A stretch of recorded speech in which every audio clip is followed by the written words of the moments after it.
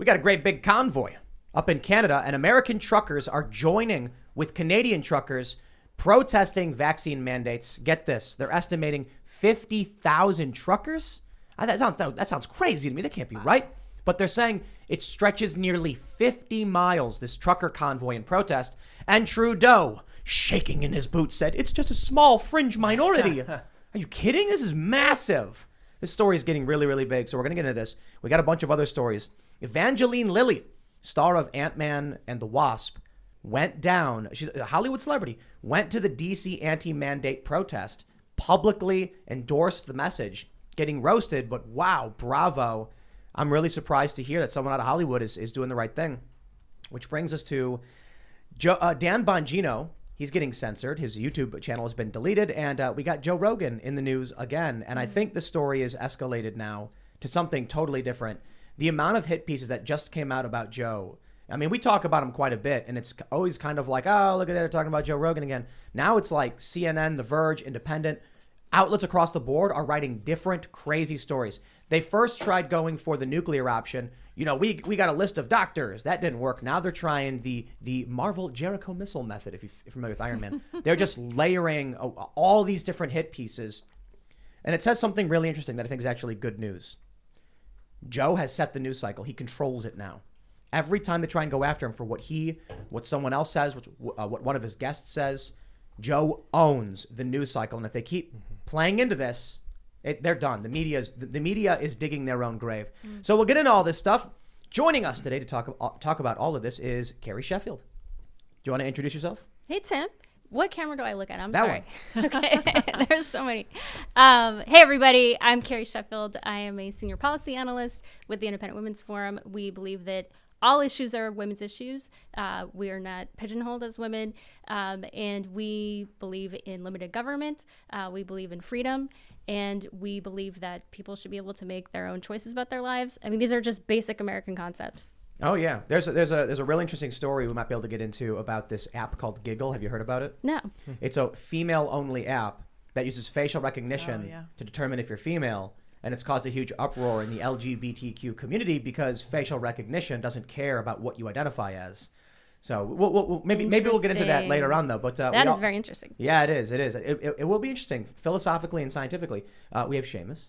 Good to be here. Thank you for having me back again. Who are you? I am the creator of Freedom Tunes. If you want to check out my YouTube channel, I do political cartoons as well as educational cartoons and political commentary. And every now and again, Tim begs me.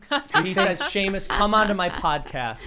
Please. Seamus bring a thinks little he's life. So famous that he doesn't need to explain what he does. Everybody knows who incorrect. I am. See, you're making assumptions. I just figured no one's going to care who I am. Okay. It's coming from a place of humility. All right. Well, I agree. Ian. Thank you, buddy. I don't know if this is going to play on camera, but gosh. Tim got me this beautiful new beanie. He was trying to gag you. I think there's more parts to it, but I didn't I put think it you on have the- it You on look like Ian, the Ian. kid on the I Christmas think- story. Right on inside out. Cool. No, I think Ralphie!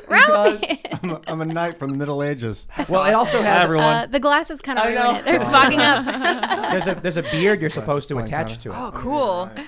Get the full set. Oh, nice. Oh, my He's gosh. he's What's up, got a. everybody? Ian Crossland over here. I want you to follow me on iancrossland.net. Is it Ian? We can't This tell. isn't going to work as Oh, is. man. But I I thought you were wearing a mask.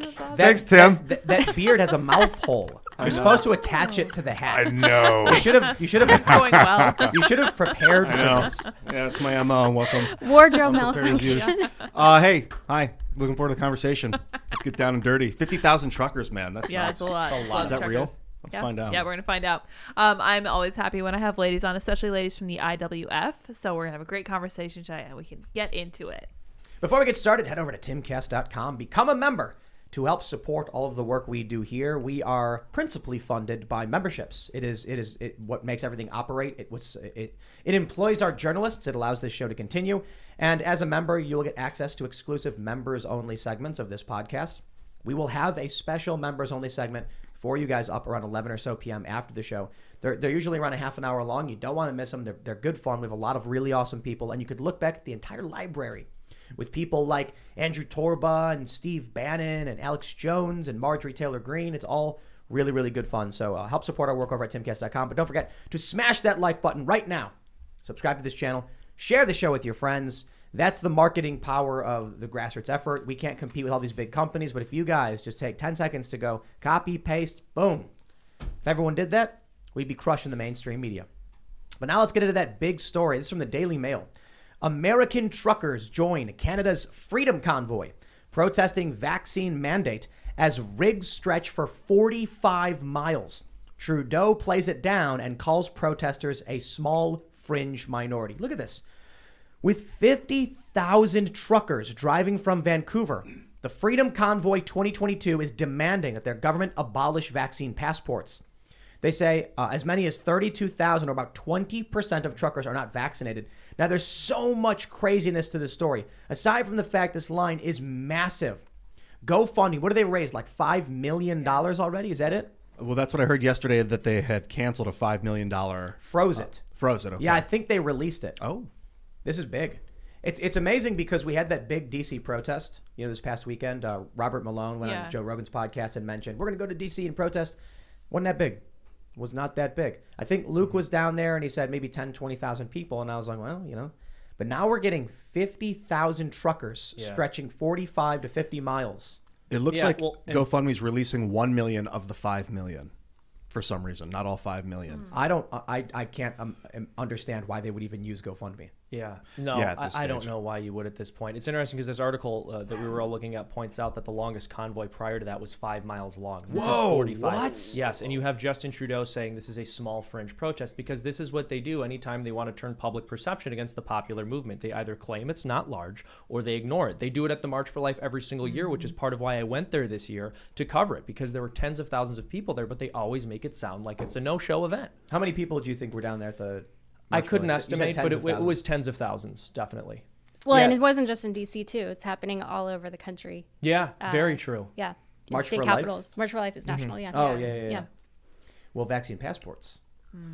I've been waiting for the United States, for Americans and Canadians to unify in some way against government overreach. Just Americans and other people from around the world, Australians. What is this going to mean for our food and stuff? Because are these guys effectively not working by doing this? There's already a trucker shortage.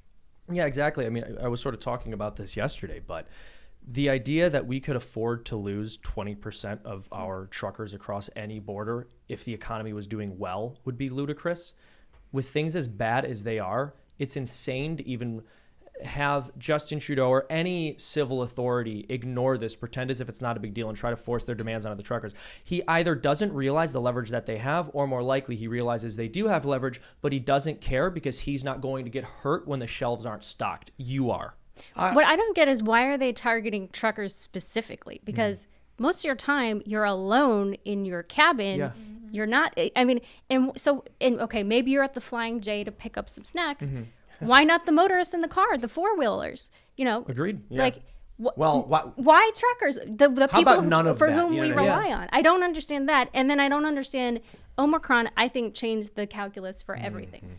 Like, it's just breakthrough cases are everywhere. So whether you are vaccinated or not at this point, it is irrelevant to whether you will get Omicron. If you look at all of this through the lens of public health, you will be confused the whole time. Exactly. If you look at this through the lens of someone trying to destroy economies, everything makes sense. Exactly. Why would Cuomo willfully kill people? Andrew Cuomo in New York was like, I'm going to put sick people in nursing homes and they'll die. And he was warned that would happen. Now, why would he do that if he was trying to save lives? That literally makes no sense. The problem is because he got a lot of money from the hospital associations. To send campaign sick people, donations to his campaign. Yeah, but because they were pressuring him because they wanted the money. Right, no, but he put him in nursing homes. Well, the administrators of both the hospitals and the nursing homes. The nursing homes said, "Give us sick people." They wanted the money. Is that it? From just killing all these people. Yeah, but he wanted the campaign. He was under their pressure. The nursing home said, "Give us more people to make us money." As I understand it, that's what they want. They wanted the people there. Well, then he killed people for money. Well, also, I think a lot of this makes more sense if you look at it through the lens of these people being control freaks who demand our compliance. So you asked why go after truckers. I think part of the reason is because they just need to see people bend the knee. I think that's a huge reason why these mandates are being pushed on people. They don't want you making your own medical decisions. They want to make those decisions for you. I firmly believe that. And I think they view it as a challenge to I think they view it as a challenge to their authority if people don't take their recommendations and do the things they told them to do, and they don't care who has to to suffer when those people are punished. That's what I believe. That's too simplistic. I don't think so. I think that these people are control freaks. Yeah, but control freaks that want something. Like the idea that they're just like, you know what? We have no reason to do this, but we'll do it anyway. No. All right. So here's the thing. I absolutely believe that there are probably other motives there, but I think once people start standing up and saying no, then the new motivation becomes, well, I need to make sure that they fall in line, because if they can say no to this, they can say no to the other demands I make on them. I think a lot of this is political. I think there's political strategy behind it. Definitely. I think they, the interesting thing is that it spans all these different countries. You've got Europe enacting much of the same policies that we enact here, that Canada is doing now. Interestingly, we're seeing in Europe a bunch of these countries start to end their lockdowns, like Denmark, I think the Netherlands, a few others. While some are getting even more strict, I look at this through the lens of a pandemic. None of it makes sense. It's like you're trying to put a puzzle together, but if you've got the wrong picture, the pieces won't go together. And if we look at this through the lens of coordinated political manipulation, then it all makes sense. It does. Why go after truckers? They're destroying the economy. Why destroy the economy? I mean, I don't know, man. There's a bunch of different reasons. For one, look at what Bill de Blasio said. That he wants to buy up the buildings in New York City, now that they're worthless because people are fleeing, and turn them into public housing. So there's one good reason to do it. Yeah. You go after the truckers, you depress wages, you smash small businesses, you transfer wealth back up to the elites who call themselves the elites in the World Economic Forum. I mean, that looks, plain and simple. Now, I suppose if you want to take it one extra layer deep, we can, listen to Alex Jones talking about an alien intelligence taking over, but that one's a little too far from me. I can't go there. Yeah, global elites who are trying to steal money from the working class. Well, that's history. Well, yeah, that's socialism, that's Marxism, that's human nature to grasp more power. That's just ad infinitum. That's how humans have always been. And we see this in real time right now in Central America. It's just heartbreaking to see that a strong man, strong woman, whatever, dictator, they don't care about the people. It's all about, in Cuba, it's the same thing. That's how it is. If you get power, you're power hungry, you're power drunk, unless you believe that the power rests with the people. Then fundamentally, if you fundamentally don't believe that the power rests with the people and that you are better than them, then you're going to keep stealing more power. That's just human nature. What I find funny about this is the posts and stories where it's like, it's white supremacists. Like that's their go-to for everything. Yeah. Aliens. As if that's in any way an explanatory narrative here. Like, why don't these people want to get this injection? Oh, they must hate black people. Like, what are you talking about? A bunch of racists got in their trucks. Yeah. It makes no sense. But they did the same not to thing. mention the vaccine hesitancy among black Americans is, I think, in many cases a lot higher than white Americans. Especially in New York. But they're doing But the again, same that's thing, white supremacy because they're trying to scare black people to not get it. They're doing the same thing right now with March for Life. Yeah, of course. That Patriot Front group that no sane person thinks is an actual group. I know. Was apparently at the March for Life, and now all these articles pop up where they're like, why white supremacists like the pro-life movement or whatever, and I'm like, I don't understand why they would. That makes no sense. Yeah, that's absolutely insane. What about Margaret Sanger? She was a white supremacist, and she founded Planned Parenthood, so explain that to me. Or the locations of Planned Parenthood. Yeah, exactly. But that's why, that's not an indictment from me personally on Planned Parenthood's choice of locations. The left has their arguments for it. I'm just pointing out, why would a white supremacist be upset with that? Yeah. Why would they be like, oh, gee, oh, darn? No, they would probably be in favor of those clinics. No, in fact, I think Live Action called up a Planned Parenthood and said, I'd like to specifically target a donation to specifically target for black women. Yes. And they said, Wow. yeah, send it on over. And That is wokeness cranked up to 11. Yeah. I'm sure you've got some critical race theorist, like woke, Planned Parenthood woman, nurse or whatever. And she's like, that's so nice of you. Yeah. No, it's true. He asks over the phone. I can't remember if it was Live Action, but I do or was remember it that story. Veritas? It was might one have of those been. I two. don't remember, but I do remember this guy over the phone going like, I want to make a donation for people to have abortions. Like, could it go like specifically to like minority? He's like dancing around it a little bit, but he basically says, yeah, could you like make sure this donation goes to getting black babies aborted? And they're like, yes, of course. That's what we do because here. the way they twist it in their head, and I have to put the disclaimer: Independent Women's Forum is neutral on abortion, but I personally am pro-life. And that's the thing about the right, is that we allow for disparate opinion on this. There are almost no pro-life Democrats. They just, for example, tried to book Democrats for Life tried to book a meal during the March for Life at a restaurant, I think Busboys and Poets in D.C. Their reservation was canceled once they found out that these were Democrats for Life. But I am personally pro-life. But there's actually a lot of Democrats that are pro-life. It's huge. Yeah, but they're suppressed by the establishment, and you can't fundraise, especially if you're a female Democrat. Good luck getting money. And I would say they're not particularly pro-life if they're willing to just vote Democrat, knowing they're voting against their own interests. Exactly. But not to derail the conversation. Speaking of truckers, they're doing the same thing, but it's the same old tired playbook. I'm tired of saying it. I'm tired of hearing it. But to be honest, it's getting to a point where now it's comical. It's like, oh, you're doing that thing again? You're claiming the protesters are racists? Exactly. Wow. What year is it? Is it 2016? Oh, it's 2022? Well, and this is get a new bit. There was an incredibly insightful article written in 2016, and I can't remember who wrote it, unfortunately, but their whole point was, after the election, they realized that they couldn't go around calling people racist anymore. And it wasn't that they realized that you can't just call people names. They just understood that term had lost its meaning. So they started saying white supremacist after that. And then they started saying white supremacist all the time.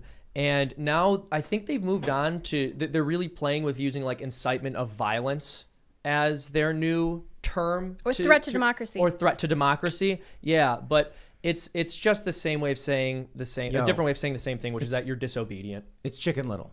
Just running around screaming the sky is falling. It's the boy who cried wolf. I got to be honest. I literally don't care. Yeah. Someone could be marching around protesting anything, and they would be like, that person's racist. And I'd be like, what else is on? I don't care. I don't care. It doesn't mean anything. The word's lost any meaning. Meaningless. Yeah. And I speaking of threat to democracy, I just read a really great piece about the actual threat to democracy right now is the Soros-funded DAs who are literally ignoring the will of the people by choosing to pick and choose whatever they feel like prosecuting. These are laws that have been passed by the legislative branch. There's a thing called separation of powers that says the executive branch is supposed to. It's not optional. You can't, the DA in New York, for example, can't just unilaterally decide something. These aren't suggestions. So that is the actual threat to democracy. And I'm really glad to see people like my former boss, John Solomon. He's been able to do some great reporting about this and enforcing documents. For example, in Missouri, the prosecutor who was Soros funded in St. Louis, people are starting to wake up. Let's talk about the narrative breaking. We've got the story from NBC News. Marvel actor Evangeline Lilly shares that she attended anti-vaccine mandate rally. The anti-vaccination mandate rally held Sunday made headlines because of comments from Robert F. Kennedy Jr. comparing policies to the Holocaust.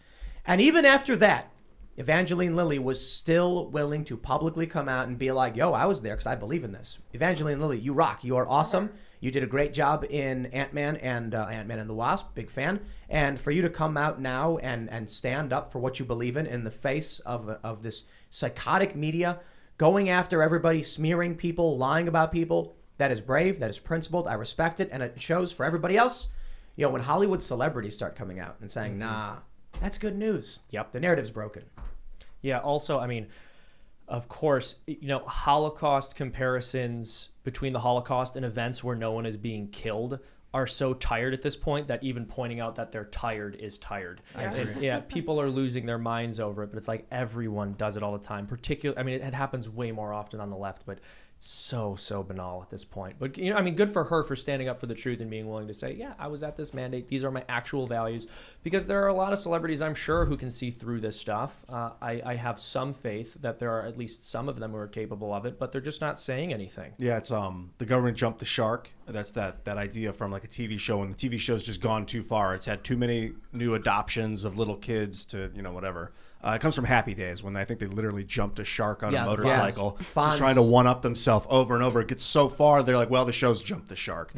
The government's jumped the shark. We know it because we've been watching, and we can relate it to 20 years ago or 15 years ago. But young kids that see it aren't going to realize that this is too far. And they might think that it's normal. This is just how government works. Evangeline Lilly's got 2.2 million followers. And she posted a picture of Vax Democrat for Medical Freedom. She said, I was in D.C. this weekend to support bodily sovereignty while Canadian truckers were rallying for their cross-country peaceful convoy in support of the same thing. Yo, this is epic. I believe nobody should ever be forced to inject their body with anything against their will, under threat of violent attack, arrest or detention without trial, loss of employment, homelessness, starvation, loss of education, alienation from loved ones, excommunication from society, under any threat whatsoever. This is not the way. This is not safe. It is not healthy. This is not love. I understand the world is in fear, but I don't believe that answering fear with force will fix our problems. I was pro-choice before COVID. I'm still pro-choice today. Bravo, Evangeline Lilly. That was an epic post. And brave, that is, you know what, guys? Stunning and brave. Indeed. Yes, it is. It was all based until that last sentence, but Yeah. I'm glad she's speaking out about Yeah. being pro-choice in any capacity. But I hear what she's saying, and it's great because these are the people who want to spend all of their time claiming that they stand with the working class, and then when you have truckers who are working class and are in many ways like quite literally the backbone of the economy, if there's one group you're going to point to and say we can make a solid case that we absolutely need these people, it's truckers. And so for them to be thrown under the bus and for us to look the other way, especially people on the left who are constantly harping on about like how empathetic they are and how much they care about the working class, is ridiculous. So good for her. I mean, she's doing what they claim they're supposed to do. Well, and Ian, to your point on jumping the shark and passing the moment, like I think Biden first of all, let's flash back in time when the Biden administration used to say, oh yeah, we can't do a mandate. That's just something we can't do legally. And then lo and behold, they put the mandate in place. Yep. But lo and behold, the Supreme Court says, no, actually you can't. And now they're repealing their OSHA mandate. So I think the wave is crested as far as the mandates are concerned. And I have to say, this was an anti-mandate rally, which is contrary to what I think it was CNN or MSNBC. I forget what I said. They said it was an anti-vaccine rally. I'm like, no, you obviously don't understand. This is about the mandates. No, they do. They're just lying. Of course. Exactly. Yeah. Liars. They're liars. Thank you for the correction. That's exactly what You're it is. They're lying. You know what? I'm watching this, and we have Marvel references, and what just comes to mind with the mainstream narrative is that scene from the new Spider-Man movie where Doctor Strange is trying to contain the spell, but it's out of control, and then it just erupts. And I'm like, that is the truth. That is reality. And they're desperately trying to contain it, and it just breaks free, and then it shatters the multiverse, and then reality comes breaking through. Not in that movie. I don't know. A bunch of weirdos showed up like Spider-Man from other movies. But my point is, the narrative can't be contained. They're trying as hard as they can. It's an anti-vax protest of racists and white supremacists. And then Evangeline Lilly is just like, nah. That's why you got to stay alive, all of you. It's important right now, as hard as things might seem, stay alive because it is shattering and twisting open. It's inevitable. Yeah, well, I mean, I think there's really cause for hope here. The fact that they have to tie themselves into knots over this. When they have to lie about how large your movement is and how large the protests are, in a lot of ways, you're in good shape. It's a good problem to have. It really is, because people are waking up to it. Imagine the alternative. Imagine if we had to pretend that our protests were far larger than they were. Whoever has to lie about the numbers is losing. Trump always was like, huge. My rallies they are very were big. huge. His rallies were massive. A lot of them were really big, but I mean, when they come out after the inauguration and it wasn't nearly that big, it was big. And then they were like the biggest ever. It's like, well, if you include streaming numbers, then yes. But everybody's always trying to promote themselves. And I certainly understand why. But the media does the opposite. I remember I think it was during Occupy Wall Street, this funny thing happened where a local news station was covering one of the protests, like a peripheral protest in some city. And the camera guy, we actually watched him wait until the end of the protest and then start filming when there was like 7 people. And then there were like people were sharing it. Look at this video of their report, and it was like the protest was quite small, and it shows like that's what they do. No, I remember when I was a child, my parents would sometimes take my siblings and I to pray outside of either abortion clinics or, in one case, Christ Hospital, because they were performing abortions there, despite the name of the hospital. Wow. And media came up and started asking questions. And as a little child, I'm naive. I'm like, oh my gosh, what if they ask us questions and we're going to be on TV? And my dad says, Shay, they only go to old people. They only talk to the old people here. They don't want anyone to think that there are young people interested in the pro-life movement. They have to curate a very specific image about who's interested in this. That sounds pretty legit. Oh, my father's very legit. Introduce him to us. Well, where do we go from here? We just keep doing what we're doing. We keep having a movement so strong that they need to lie about how many people believe in it. I usually think like, okay, if this is true, the narrative is shattering and, you know, base reality is coming back to fruition. Now it's our chance to craft base reality. We can kind Build of back decide better? what's it going to look like. Do you want to do a great build reset, back Ian? greater, Seamus. I'm not in with this World Economic Forum thing. I wonder if this will precipitate some other people coming out, though. You know, Evangeline Lilly. Is this because we're seeing, you know, Bill Maher, Barry Weiss, and other liberals now signal to the left, like, hey, it's safe now. You can come out of hiding. Yeah, big time. Yeah. Yeah. That's the Barry Weiss thing. I is maybe as cringe as you had pointed out. It comes a year late. I'm still glad it happened because it was so high profile. Well, the question is whether she's going to get canceled. I We don't think know so. at this point. I mean, they might try, but I don't think so because her attitude is very defiant. She doesn't care. You know what I mean? It's when people immediately become demure and back down, you know they don't mean it. But I mean, it looks like she really means it. I think I don't think she just posted this image. I think she made a video about it. But let me pull up her Instagram and we'll take a look. You know what else? I'd kind of like to suggest this. I haven't looked into this because the thought just came to me, but I would be curious to see how likely these large studios are to refuse to work with famous celebrities when their stock price is down. Because right now the market's not doing too great. And I wonder if that gives leverage to entertainers and performers. Maybe. I bet it does, yeah. Well, when the industry is flopping, you know, we had Christian Toto on talking about Hollywood freaking out. When Hollywood's losing their power and everyone's in panic because they're aging out, the movies aren't making as much money. I mean, these Marvel movies are blockbusters. They're massive. They're billion-dollar movies. But the industry itself, it looks like it's in a downward trajectory outside of that. Everything's consolidating. Originality is on the decline. You know, wokeness. It may be even that people have finally realized get woke, go broke. You know, there was a story about the new Superman comic I was reading from Bounding into Comics. The new Superman comic where Superman's son is bisexual. It sold like half what the other one sold. Now, I don't know. We talked about it. Some were saying it's because the companies decide to sell less to comic book stores, something like that. But I'm like, okay, maybe I don't know the nitty gritty of this, but I do know that people are complaining about it. They don't want to buy it.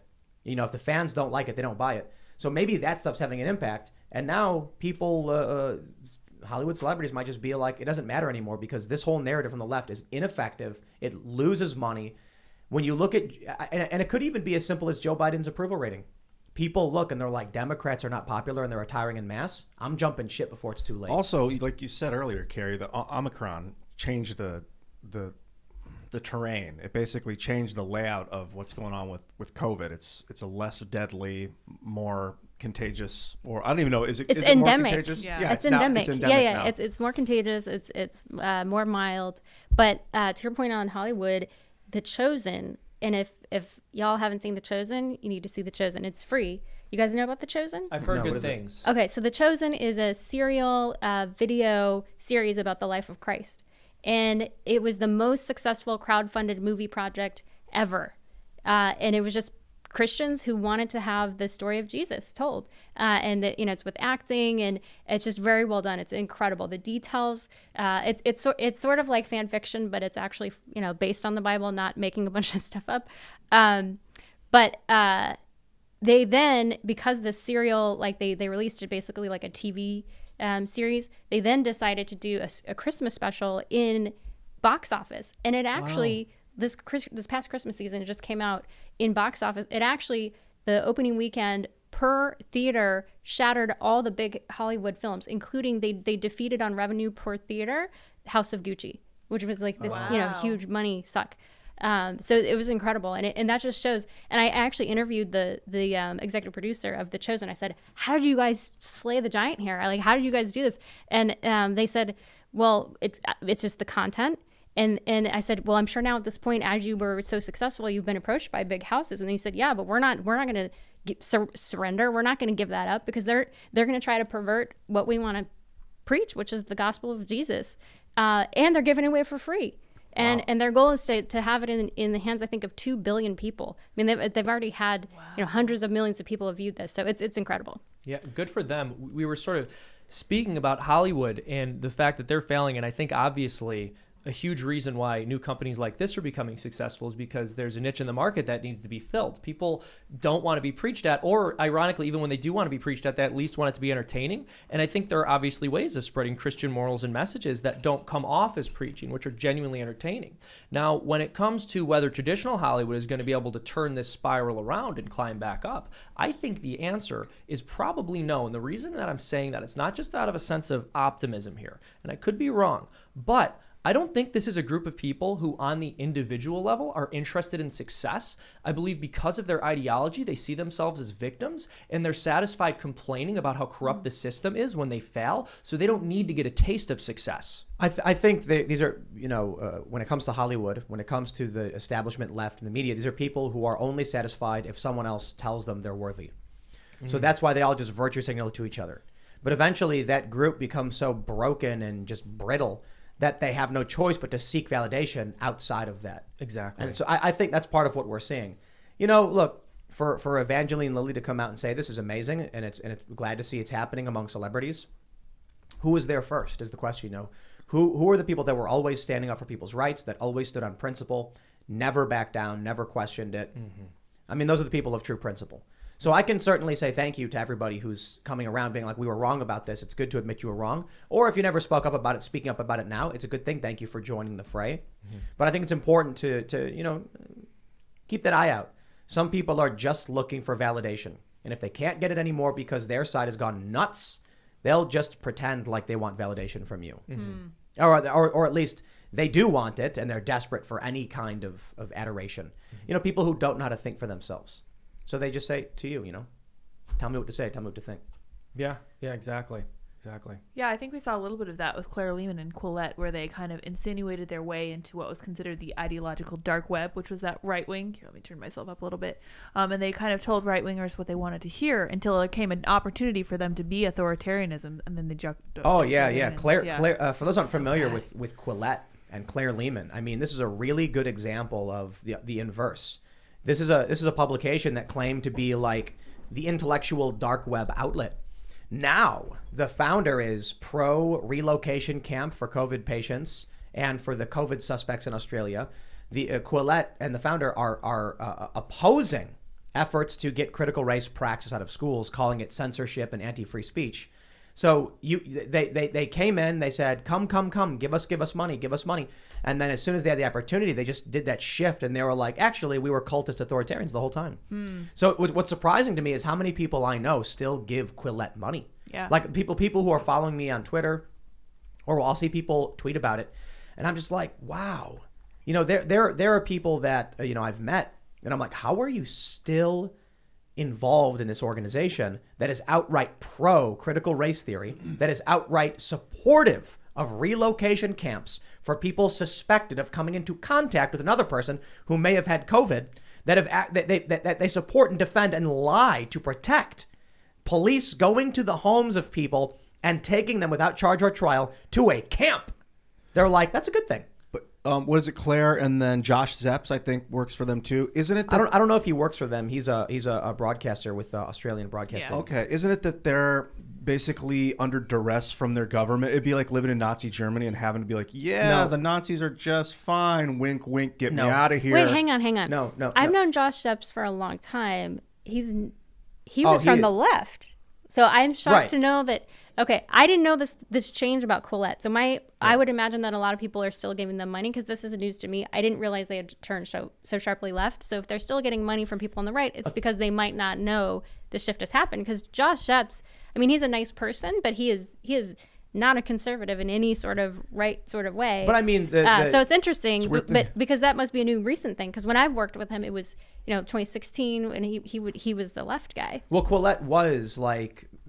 Well, Claire Lehman worked for Rebel in Canada, I'm pretty sure, so that's very conservative. Yeah. But about Ian, authoritarianism, to you can be point, liberal or Ian, conservative and still be an authoritarian. Well, that's true. To address your point, Ian, I have to say no, they're not. They may be under some duress to a certain degree, but if Avi Yemeni can go out in Australia, this reporter, this journalist, this personality, and stand in front of police officers and say, you cannot make me leave, I'm a journalist. Okay, if he can do that, Quillette can certainly be like, we think it's bad they're putting people in camps. Because Avi does. He does it all day, every day. So there's a guy who has principles and a backbone who's challenging the authoritarianism. Quillette, they played their little flute and attracted everybody to come over and throw money to them. And then now it's just been like, the state is great. Those camps can go wrong when if They there's can't an go emergency. wrong. But like even if the government doesn't want to hurt people, Yeah, if think? there's an emergency and like a flood, and then people are stuck in the camp, that's when the guards start having to make split-second decisions. That's when things can go really bad. Is if the guards are going to have to leave their post for some emergency. You don't want people stuck in camps. The camps went bad when the camps existed. Yeah. Well, camps are just the bad, idea bro. of like a landing zone camp is understandable for incoming people in a quarantine and that kind of No. Well, I mean, I understand the idea of a quarantine. You 40 days in port, you wait, and then they let you into the country. That's the history of the word quarantine from Venice. 40. Yeah, Building camps Yeah. is Seems it's the bad. first Well, step. to be fair- it's a piece on the chessboard that it can be used for great authoritarian damage, but it also could be used for its benevolent use. But when an emergency happens, that's when you see the guards are like, I can't let these people out. There's no running water anymore. Well, and people are like starving also, in the camp. what's to say these camps wouldn't become super spreader events themselves? Yeah. That's Yeah. what I don't understand. Because wasn't that the whole thing of liberals at the border? Because they were saying, oh, we can't detain any illegal immigrant because they're going to be in these super spreader camps, so we should just let them all go. You know, so that's what makes no sense to me about these camps in Australia, just from a logistical standpoint. Josh Zepps is the guy who said that they were international arrival bungalows. Bungalow Then sounds we like got- an Airbnb.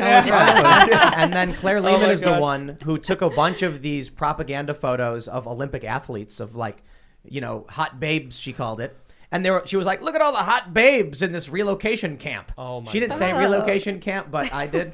And so we made a shirt that's people on a beach with razor wire in front of them and a guy running from a police boat. And it says, visit Howard Springs totally voluntary relocation camp. Yeah. It's actually why Luke left. He Yeah. saw those women. He's like, I got to go to Oh my that. gosh! that. You know gotta what check this it out. reminds me of? This reminds me of was it Fry Fest? Remember that big scandal where Fyre this- Fest. or Fyre Fest? Yeah, Sorry. yeah. Yeah, we're like who was the guy doing it? He raised like millions of dollars and was supposed to be I don't this remember his name. magic camp where all these And it like was just, like, influencers tents. Oh, I remember with this. bottled water and Yeah. They got sued a lot. and they for got that. sued a ton. Well, You know, so this guy. Billy McFarland, is that the guy's name? Is that who it was? Fraudulent Luxury Music Festival founded by con artist Billy McFarland. Is that Is he a real? con artist? And rapper Look. Ja Rule. I don't know. That's Yeah, what it was this- Ja Rule. Yeah, That's Having from a- Wikipedia. Don't. having No, that's a- how it was. Having a failed event is not the same as conning people. You know what I mean? That's true. I'm I'm just saying from a marketing fraudulent standpoint. luxury That's all. Remember music when? festival, they call it. Remember when Tumblr Con or whatever it was oh called? my What was goodness, it and they had called? the ball Derby Con. pit, the inflatable ball pit. Yeah, and it was Yes. it was like a kiddie pool. I with was balls. there. You It was in the balls, dude. Derby Con. Yeah, they were like, we're gonna do a convention for Tumblr, and then everybody bought tickets, but then it was just a big empty like warehouse with like an inflatable kiddie pool from Walmart full of balls. Wow. Really, really bad. But so like I wouldn't consider that a fraud or a scam just because someone's incompetent. You know what I mean? So Well, I don't I'm know just this saying, guy if you're is- calling it a bungalow, like Oh, that- words that. matter. That's all. That's what I'm Yes. saying. And then of course he's the guy who went on Joe Rogan's show and said, essentially that me and Majid Nawaz were alt-right. Yeah. And then Joe Rogan calls him out and then he says, well, not Majid because I know Majid. It's like, so you're saying Tim Pool is... Cool then. Alt right means I don't know them. Yes. No, it's just these people are... I'm gonna say like I think they're evil people. So Many of look, Josh Zepps. I don't think Josh Epps is I don't know evil. about I just him, I a just lot think of he's them are. He's supporting camps where the police go to women. They went to a woman's home and they said you are being arrested without charge or trial. And she said she was told it was because she lied to them that they took her from her home and put her in a camp for 2 weeks. This guy lied about what these camps were doing, defended it. Accused me of being alt-right for suggesting it, lied about my characterization of what was going on Joe Rogan's show. Joe didn't have enough information to defend what I'd actually said. This dude is evil. When they have camps and the police go to your home and say, come with us, we have the authority to take you with under duress, with no due process, and he's going on the radio and saying, everybody, it's all right. Go along with the police. Get in the train car. Get in the train car. Yeah, that's evil. That is an evil... I'm not going to swear. He's an evil guy. 100%. Okay, I had no so idea he did all but here's that. my question: is Josh Epps though more a product? Because Josh is sort of his personality. I'm not saying his beliefs. I don't believe that. He's an affable, likable person.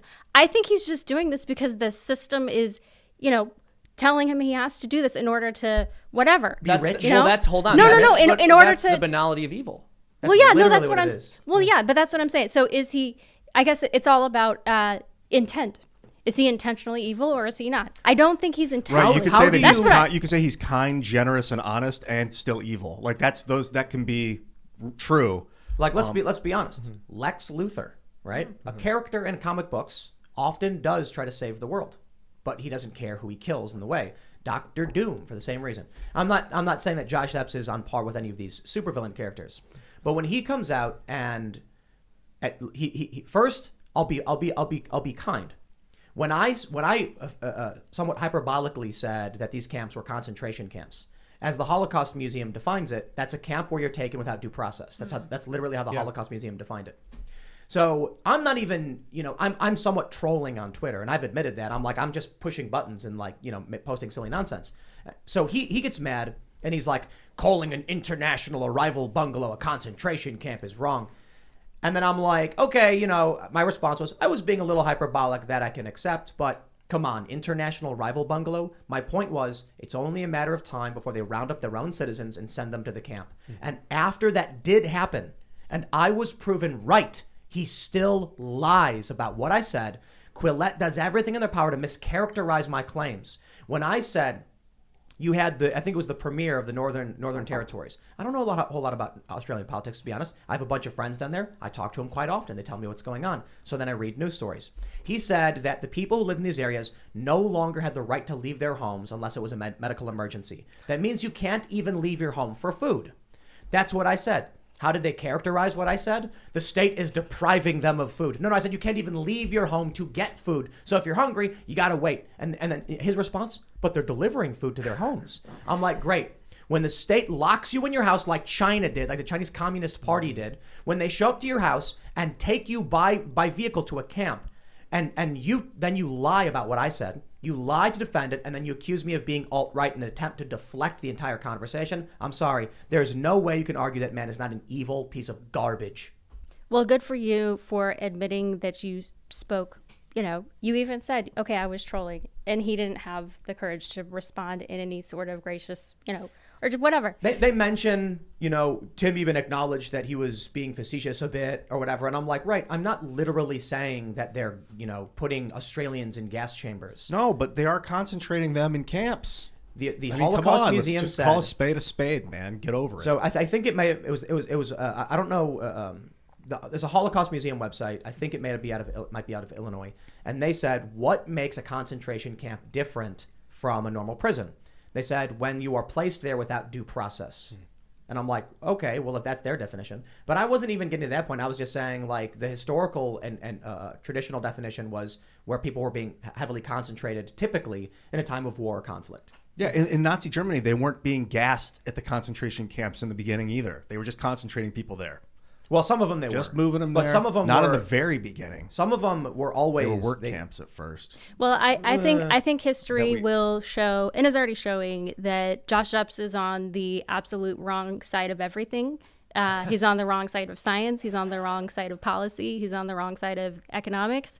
So at the end of the day, I don't really care what Josh Epps has to say. So props to you. I'm on your side it's not just about 100%. him. But I think, I guess my point is that, as far as, so for Independent Women's Forum, we're all about trying to get persuadable people.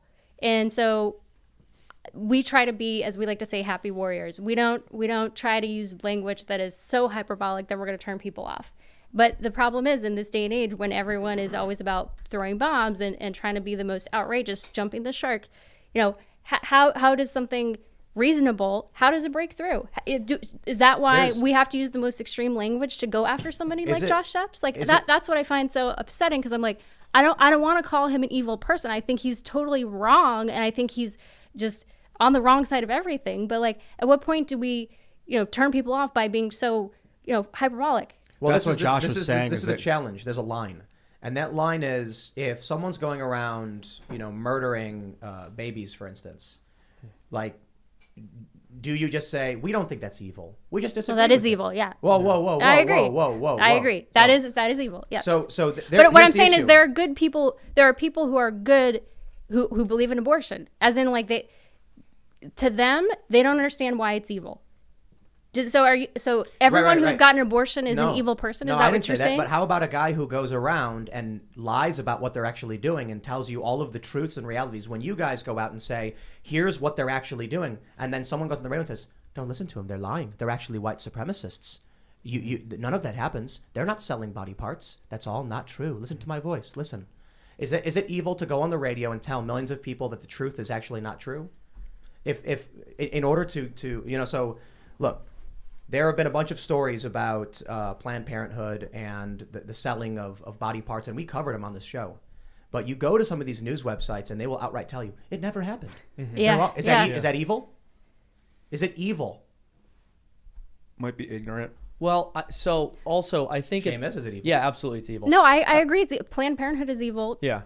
And I guess, like I said, it's all about intent. So I think a lot of things are repeated in the media because of peer pressure and because they actually don't take the time. They're not intellectually curious. There's so much groupthink.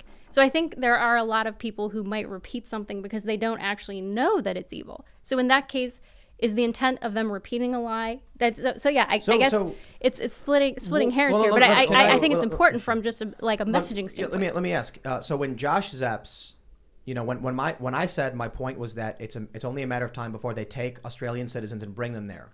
When he discovered that was true, would it then still be good for him to lie about what I said and not admit he was wrong? No, that would be evil. I guess that's what I'm saying is the intent and the ignorance, it's all about intent and ignorance. So if someone is truly ignorant about what they're saying, how can you judge them as the same as someone who is not truly investigated? That's my Oh yeah, it's what not I'm malicious. trying to say. Malicious, yeah. Well, also I think there's a really important distinction we need to make here, because I think you guys might agree, but the way the language is coming across, there seems as if there's more of a disagreement than there is.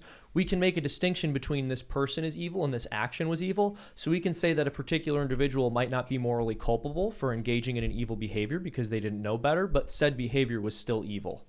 Yeah, the sin versus the sinner. Well, exactly. Love the sinner, hate the sin. Exactly. I guess that's And that's a very, that's you. what Jesus said. But Yeah, I see what the Quillette people are doing as willful. Yeah, no, Because- I agree with that. If you know better, then I agree that's evil. If you Especially- intentionally know the damages of CRT and what it does to race relations, what it does to Black people, it tells them they are hopelessly, basically damned, that's evil. I agree. And if you know that and you're now lying willfully, maliciously, then yeah, I think that's evil. But I think it's all about how much do you know, that's all. Right. But so that would just be the banality of evil, right? Yes. So the people in Nazi Germany who were just like, I was just following orders or whatever. Exactly. We called that the banality of evil. But you're talking about premeditated evil. Yeah. Like malicious, and- intentional and destruction. And that's what I'm saying is like, okay. And I guess I'm saying this all as someone who was raised in a very abusive cult. When someone came at me and tried to attack me, that's the whole point of a cult, is that it actually made me trench in more. Yeah. So that's my fear when we go around and call people evil without putting the knowledge and the education in front of it, then they actually entrench even more. Josh Zepps, when he was on Rogan, specifically said he felt like he would be talking to one of his friends and be like, well, the thing is, okay, they said they were concentrating. They're actually just, and then Tim is out there being like, no, don't listen to him. Don't listen to Josh. Well, and that's all- and they that's- are concentrating. and that's But wait, the listen. lie. And so Josh feels attacked. You could tell from the way he was explaining it that he felt that you were irrationally attacking. And that's the lie, because And that's the miscommunication. What he was saying was when he was talking to Australian people, but we don't have a particularly prominent Australian audience at all. I know for a fact. I look at the numbers. I know the geographics. I know that people in Australia do listen to us sometimes, and they super chat saying like the hours are wonky because of when you guys go live in Eastern time. But his point was that when he's talking with people in Australia who mostly don't know who we are, no, he was angry because, in my opinion, even Joe said this. And I don't even know if Joe was joking. He was just like, "Are you working for the state?" He's like, "Because every criticism comes up, you deflect, you defend." And he's like, "They got you on those state drugs? What is it?" And so I'm like, then Joe comes out in a later episode and he was like, "That dude, you can't do that. accuse Majid Nawaz and Tim Pool of being alt-right or whatever. But I don't want to keep harping on this one guy. I think everyone gets the point. Can I just mention one more thing? Because you made a really interesting point about how you're not really going to persuade people if you come at them in too harsh a way. And I think ultimately it's a question of whether the person you are interacting with is someone you can say with any degree of certainty is acting in good faith. Right. And so oftentimes there are people who really don't know better. And so I'll have a conversation with somebody about abortion or homosexuality or something where I believe they're misinformed. And I think in that case, it doesn't make sense to sit there and tell them that they're an evil person. But then again, if I'm speaking to an abortionist who knows what's happening, who's actually killing these children, I mean, that person is evil. And so there's going to be a different approach, I think. Yeah, no, I agree with that. And I think also because, like I said, for what I do on a day-to-day basis, I'm trying to reach women. Sadly, women are so susceptible to the total BS of CRT. They're so much more susceptible to the language of the left. I mean, even the New York Times actually did this big, long write-up about gender differences on college campuses and how, compared to the 80s, believe it or not, men in the 80s, according to the study, were actually more liberal than women in the 80s. And flash forward to now, where women are far more liberal, and women have bought into the lies of CRT and just all of this, the sexual, total, I don't want to swear, but just made up stuff about, the patriarchy and things like that. So it's like, okay, how do I reach a female audience and telling them they're evil to spread up dragonflies or something just for no reason. And then you're like, hey, they shouldn't do that because those dragonflies are actually killing mosquitoes or something. I wouldn't come at them and be like, you evil sick. I'd be like, excuse me. Yeah. Did you know? And if they say, that's interesting. Hey, everybody, this guy's lying and he's racist. I'd be like, okay, this person's evil. Exactly. This person's acting in bad faith. They're malicious. They want to destroy. They want to cause harm. Or they believe they have rights over you and they should lie to you to control you. Yeah. So if the average person is engaging in something that's bad, well, yeah, you treat them like a regular person. In fact, I don't even give them, it's not even about one chance, it's about 2, 3 chances What if you talk to a little kid and he's like, you're stupid, and you're like, no, actually, I'm actually kind of smart. And the kid's like, no, you're stupid. Is the kid evil? Just because he keeps telling you you're a liar? He's like, no, you're a racist liar. And you're like, no, I'm not. And he's like, yeah, racist liar. Like, is that 6-year-old evil because he's repeating this stuff? He's 6. Has he reached the age Yeah, of but he's just reason? repeating. He's brainwashed. Yes. He's not evil. But Ian, listen, if that 6-year-old starts killing small animals and you tell him to stop and he tells you to shut up because you're stupid and keeps doing it, you might have is a problem he on your evil hands. or is he Yes. brainwashed? I don't Hold know, on. man. Come on. Kids are just a product of their environment for the most part. Some kids have so are mental adults. conditions and they harm animals for no reason and they don't stop and they grow up. Some kids like burning things down and they end up killing people. Not every person is always going to be a good person, and sometimes they're very young when they do bad things. Yeah, I think also I want to add something piggybacking off of what you just said to clarify a statement I made earlier where I was referencing the difference between your average person who believes in abortion and an abortionist. I'm also not suggesting that an abortionist is someone who's completely beyond redemption either. I think that we should try to persuade and help anyone and everyone we can to see the truth, but obviously for different people there's different approaches and some people are going to be more difficult than others. But Ian, I would say that it's a question of whether that child is past the age of reason. And of course, children are much more impressionable, so I think there's more hope in such a circumstance that you're going to be able to modify the behavior. It's not as baked in. Yeah, I think it was Frederick Douglass who said it's easier to build up healthy children than to repair broken men. Yes. So, yeah. So I think, I want to go back to something you were talking about with women being more susceptible to CRT and stuff, and I'm wondering if that's due perhaps to the trope of women being more socially inclined and men being more like physically inclined or goal oriented, if you know what I mean. Yeah, more achievement or well, I think it's personality traits. I mean, I think this whole concept of what's toxic masculinity is something that is sprung out of so CRT is just one branch of critical theory. So there's the critical gender theory, critical race theory, critical class theory, all of these things. So it is one big Marxist lie at the end of the day. But I think women are more susceptible because, well, in general, women are more liberal. I mean, I said the thing about the 80s, but generally speaking, voting patterns nationally is that women, it's the road to hell is paved with good intentions. And so it always sounds nice that Marxism is this fairy tale that sounds nice. Like, why not give everybody free stuff? What I'm asking is, I feel like it's inverted. I feel like women are more social than men, so they're more likely to vote Democrat because of critical race theory. So if you look at Instagram, for instance, the women are substantially more likely to get depressed over likes and posting images than men do, because there's a social interaction of being accepted and being cheered on by your peers. So I'm not a psychologist or an evolutionary psychologist or biologist or anything like that, so I don't know exactly if that's true. Just something that I've read. So I'm wondering, when I look at the poll from Vox that showed around 70% of millennial women are Democrats, is this because of social behaviors that men are less likely to be influenced by? Does that result in them picking up CRT? That's interesting. I mean, I think there is the groupthink and the virtue signaling and the rewards. So if you come out and you say, I'm a 12-year-old girl and I'm going to start getting testosterone blockers, you will get a lot of Instagram likes.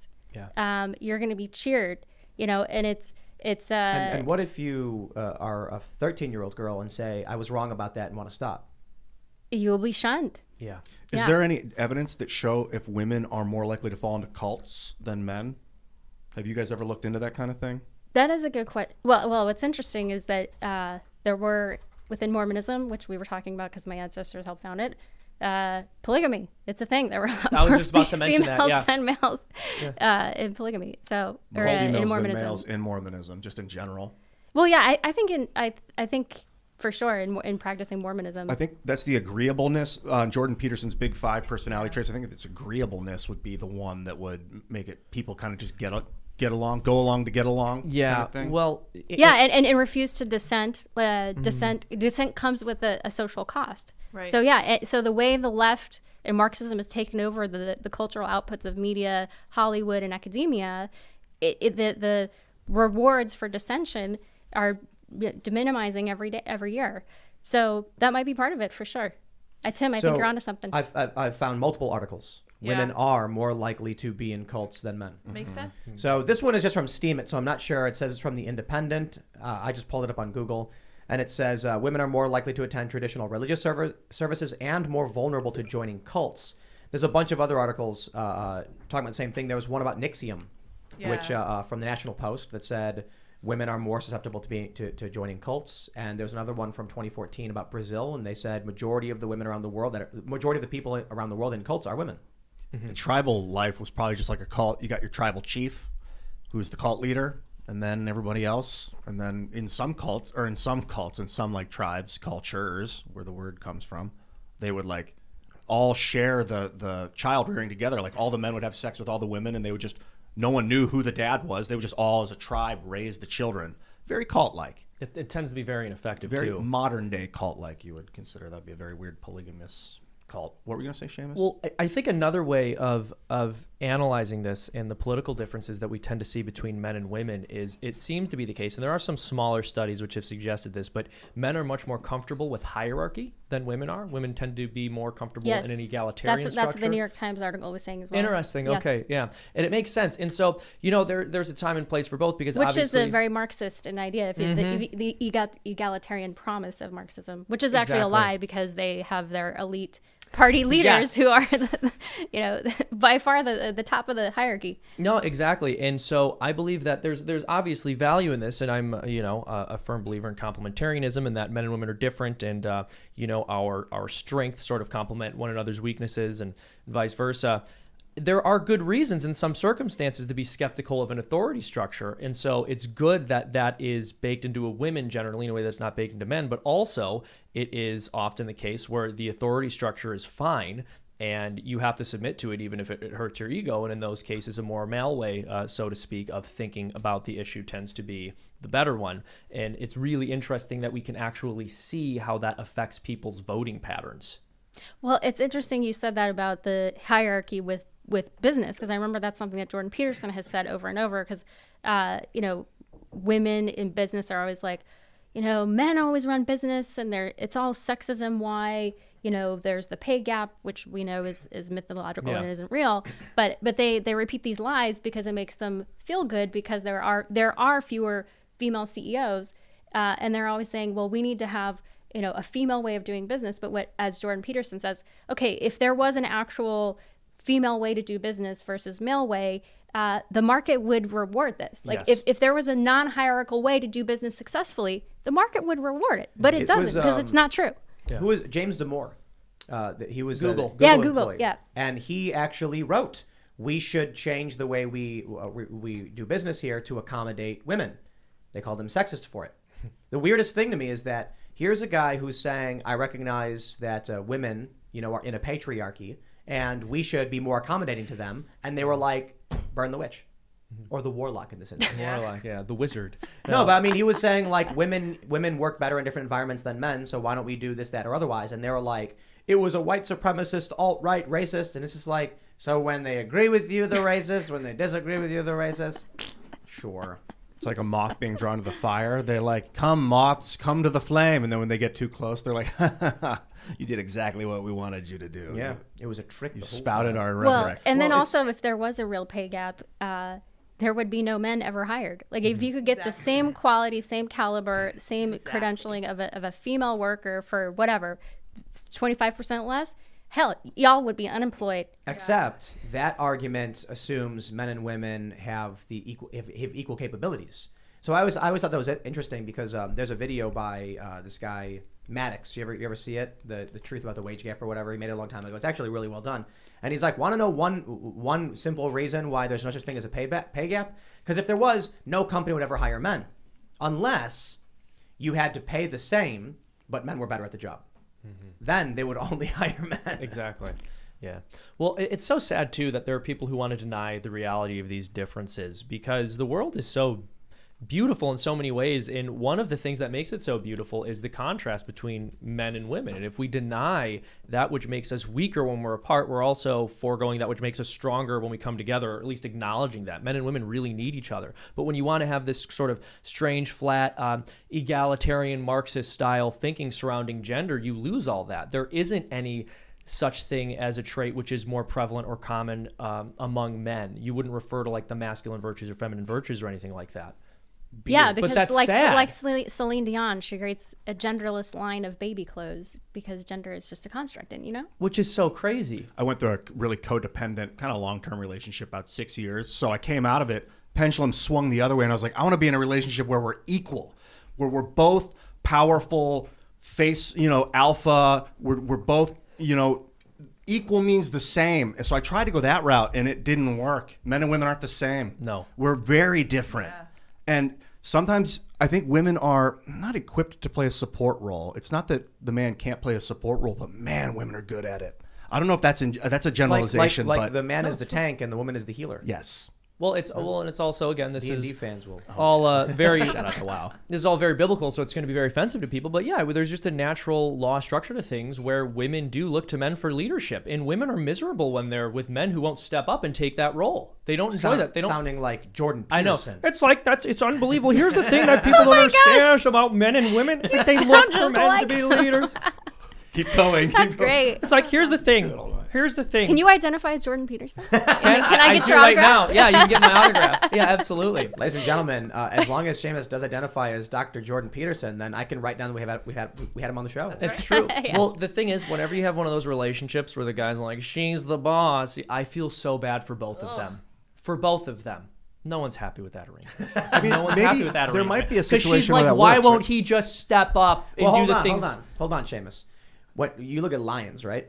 And the male lion lays about, does nothing. The women do all the work, get all the food. He eats whatever he wants first, goes back to sleep, and then she has all the babies. He's got it made. No. Yeah, I mean, isn't that what's going on with these guys? Not fulfilling. But that's the thing. And I've said this before. We live in a culture where women are acting like men and men are acting like children. And part of the reason women are acting like men is because the men are acting like children, and someone needs to usurp that role. Unfortunately, I'm not saying Well, the it's a good government thing. is. That's the what's government is happened. as well. The government has destroyed, for example, the black family. Absolutely. I mean, that's the fact that 75% of black babies pre-welfare were born in two-parent homes, and now it's the reverse. What's happened is that Uncle Sam has taken over the role of the father, the provider in the home. Perhaps. I mean, I've heard that quite a bit, but I wonder if it's just, how about we just address that first point in whatever form? So, for instance, Black Lives Matter wants to disrupt the nuclear family. I don't know if we need to come out and be like welfare specifically, other than to just say, hey, families are good. Families. Well, yeah, it's the culture. It's always a feedback loop, but the culture predicated the policy, and then the policy exacerbated the culture. because it didn't happen overnight. Well, I want to talk about the I just want to mention one more thing. There was actually an analysis, I believe, from the Brookings Institute, which is really fascinating because it said that the primary reason for the breaking up of the black family and the fatherlessness epidemic, which of course we are catching up to as well, was actually Roe v. Wade, and the fact that women could get abortions really subverted the family structure. It was all of it. I think it was also just the normalization with the 60s of the disruption of, the drugs, sex, and rock and roll that basically the norms of, okay, let's wait till we're married before we have sex. Well, that was totally thrown out the window by the 60s. So this whole era was the infantilization of a generation. Yeah. To be told to live for your pleasures, for your short-term gains, for your whims, like a child, instead of realizing you got to roll up your sleeves and strive for yourself. That trickles down, and I look at I hear these stories. Your grandfather, he could support a family of 5 on a high school education, and I'm just like, there's a lot to break down there in terms of even immigration and stuff like that. But also, these are people who fought in World War II, and they knew the value of hard work, and they knew what it meant that if you did not struggle to survive, you did not survive. And then you get the next generation that have all the fruits of World War II. We decimated the Japanese and German industries. That among a variety of things, our industries explode. Our economy is booming. We have all of these babies, and they grew up in a world where everything's handed to them. Now, I'm very much critical of overall the boomer generation. Oh, yeah. They've extracted a ton of wealth for themselves. They're hoarding all of that wealth, and I certainly think millennials are a lost generation too. But I think it starts with this, and I think it's very simply, you can call it Strauss-Howe generational theory. You could call it strong men make good times make weak men make hard times, etc. And we're in that hard time phase. So the way I view the boomer generation, some of Gen X and millennials as their children. They are childlike generations. They don't understand the real world. And by real world, I mean take a human being, take away all of their clothing and everything they own and put them in the middle of the woods. Welcome to reality, because that's what life was like. But we've created this bubble of security and safety and industry and technology, and we're all born into it. Imagine starting a video game like you're playing, Zelda, but you have every weapon and every item. You wouldn't understand what you're earning in the video game. Imagine if you're playing an RPG and your character starts completely invincible with all of this power and money. You'd be like, what am I doing here? Exactly. Why am I playing this game? It makes the game hard to learn when you have all the abilities when you start. Well, and that's boring. Tim, I 10,000% everything you just said, I completely agree with. I mean, like the word teenager didn't exist really. Like the concept of a teenager, a teen. I'm a teen, a preteen, or whatever. Like that didn't really happen, I don't think, until the 50s. Like, is the word teenager in the Bible? No. Is it in the Odyssey? No. Like, it's a concept. It is a wealthy, post-industrialized, rich country, spoiled, who's living off the backs of the greatest generation. You want to get real offensive to everybody? Feminism only exists in secure, wealthy nations. Absolutely. Yes. 10,000%. It's a luxury. It's a luxury item. It's a correction mechanism. It redistributes the wealth because once that society has feminism, it starts to collapse, and the societies that actually have their gender roles together, sexual roles together, take over. But it's also the case that with the boomers, what's so tragic about that generation is we look back on them, and when I say we, I'm talking about the common narrative, not necessarily what people here believe. But people look back on them as if they were this incredible revolutionary generation that came in and shook the foundations. Dude, their parents had lived through the Great Depression and then lived through the Second World War, many of them fighting in it. And even those who didn't fight in it had to struggle through the hard times of rationing. And then with all of the wisdom that their parents had accumulated, they turned around and were like, we need to give them our wisdom. They're like, mom and dad, like, no, I'm going to go to a rock and roll concert and have sex with strangers. And we look back on this as if we call it a revolution. It was the sexual revolution. And that's great if you understand the term revolution the way I do, which is in a negative connotation. But to glorify that kind of behavior, it was a generation of spoiled teenagers who ended up ruining their inheritance. No, totally. And it's not progressive at all. It is regressive. Talking about like what you were talking about, our ancestors living in huts and you know, I have Native American ancestors, so I can say this. It's savage. It's living in societies that are promiscuous. It's regressive to go back to that. Marriage was an innovation for women.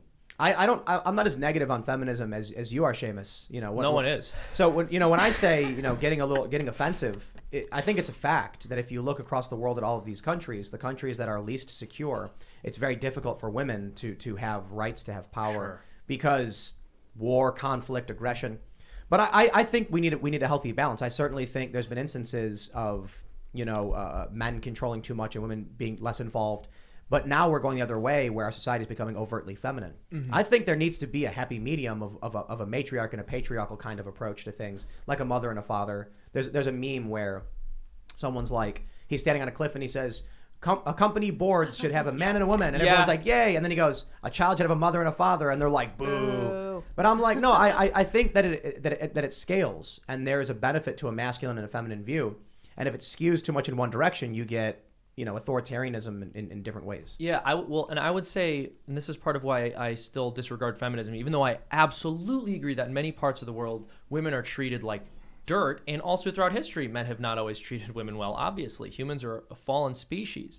But in those systems, it's not that you have a patriarchy, it's that you have an extremely disordered patriarchy where the men are effeminate, they're not virtuous, they don't stand up for their women and protect them, they treat them poorly because their conception of the relationship between men and women is women need to give, and I need to take, whereas the way men are supposed to operate is as giving, and women are to operate essentially as receptive based on any kind of natural law vision of the world. Let's do a hard segue, because we went off into a whole new universe on that one. We have this story I said we're going to talk about it.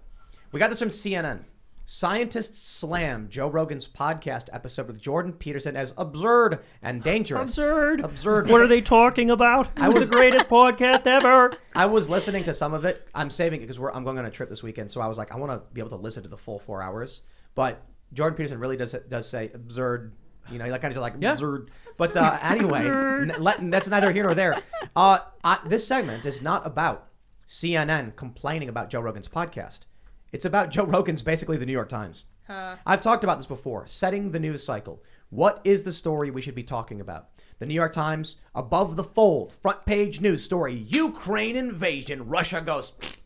Are we talking about whatever it is the New York Times cares about? Not really. We're talking about what Jordan Peterson and Joe Rogan want to talk about. Did I say Jordan Peterson before? Joe Rogan is effectively... No, you said Joe Rogan. I said Joe Rogan. He's become the New York Times. So when CNN is like, scientists are upset at Joe Rogan's podcast over his story, Joe has just gotten them to talk about climate change. And now here we are addressing the issue.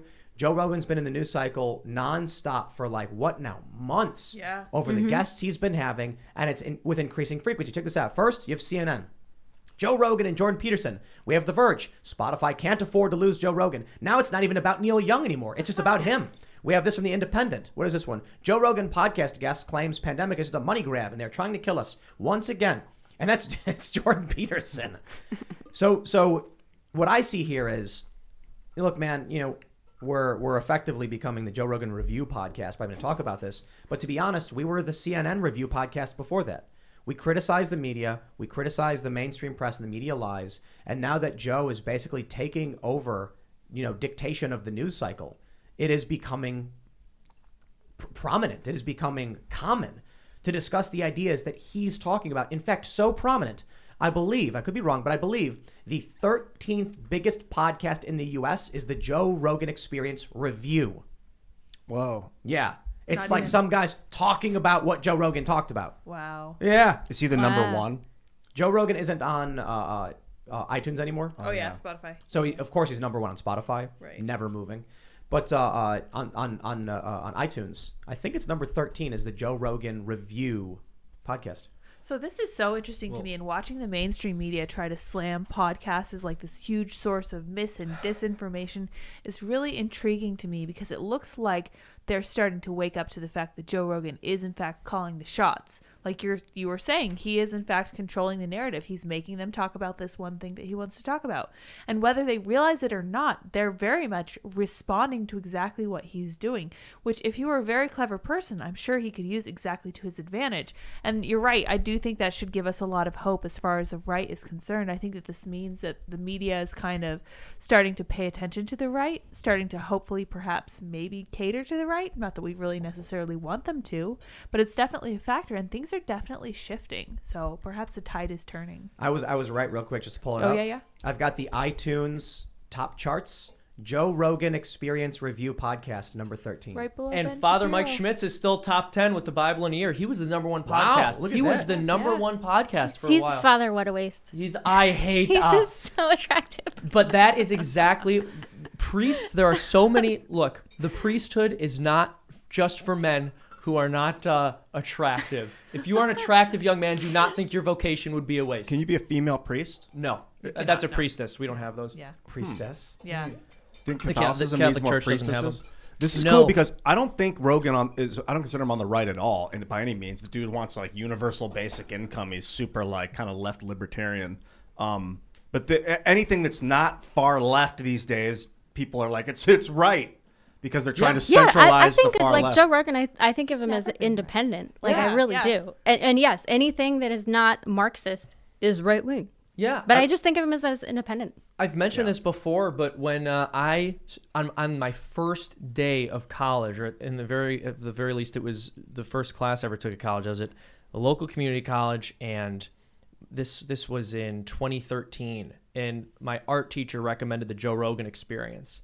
And at the time, the art teacher was liberal. Today, he would probably be considered, if he has the same opinions, independent or right wing. And I remember thinking, what is this like liberal garbage podcast he's about to recommend me? And I remember when I first listened to Joe Rogan, I enjoyed it, but I was like, oh yeah, this guy's definitely like on the left, but I kind of want to hear his opinions. And now Joe Rogan is considered this far right figure. It's so bizarre how quickly that shifted. That's I think what happened to Trump, because it's like Trump that was one reason I was actually a never a Trumper in 2016. I now am totally ashamed to admit this. Please don't hate me.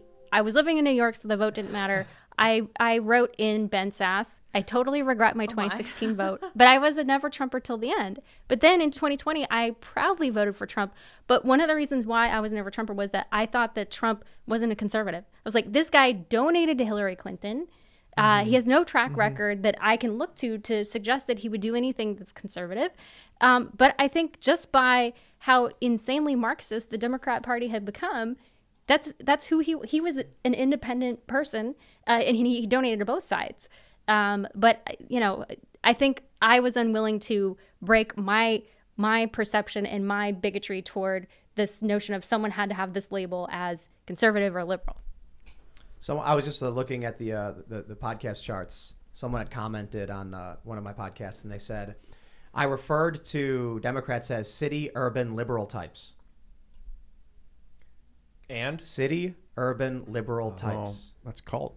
That's right. That's true. That's cult. Interesting. And they were like, did you mean to do that? And I was like, oh, wow, I did not. Nice. I was just like, these city, Nice. urban, liberal types. Wait a second. There we go. We got a new acronym. I love it. Cult. Well, I love this idea like too that alternative media is dangerous and these podcasters are dangerous, as if it was the alternative media that lied us into a 20-year long war, as if it was alternative media that refused to entertain the possibility that this virus could have been manufactured, as if it was alternative media that was trying to suppress whistleblowers and remove people's platforms from them. It's so obvious Well, at this point. don't you know that it was actually Joe Rogan who ordered that missile strike on Abdul Rahman al-Awlaki? Oh yeah. Oh my gosh. Do you guys remember? He was that child, 16-year-old kid who was killed in a drone strike in Yemen. Oh my gosh. And Barack Obama was sitting at his table, and it was his cabinet comes in, and they're like, Mr. President, we got a child that needs to die. And Obama was like, Joe, what do I do?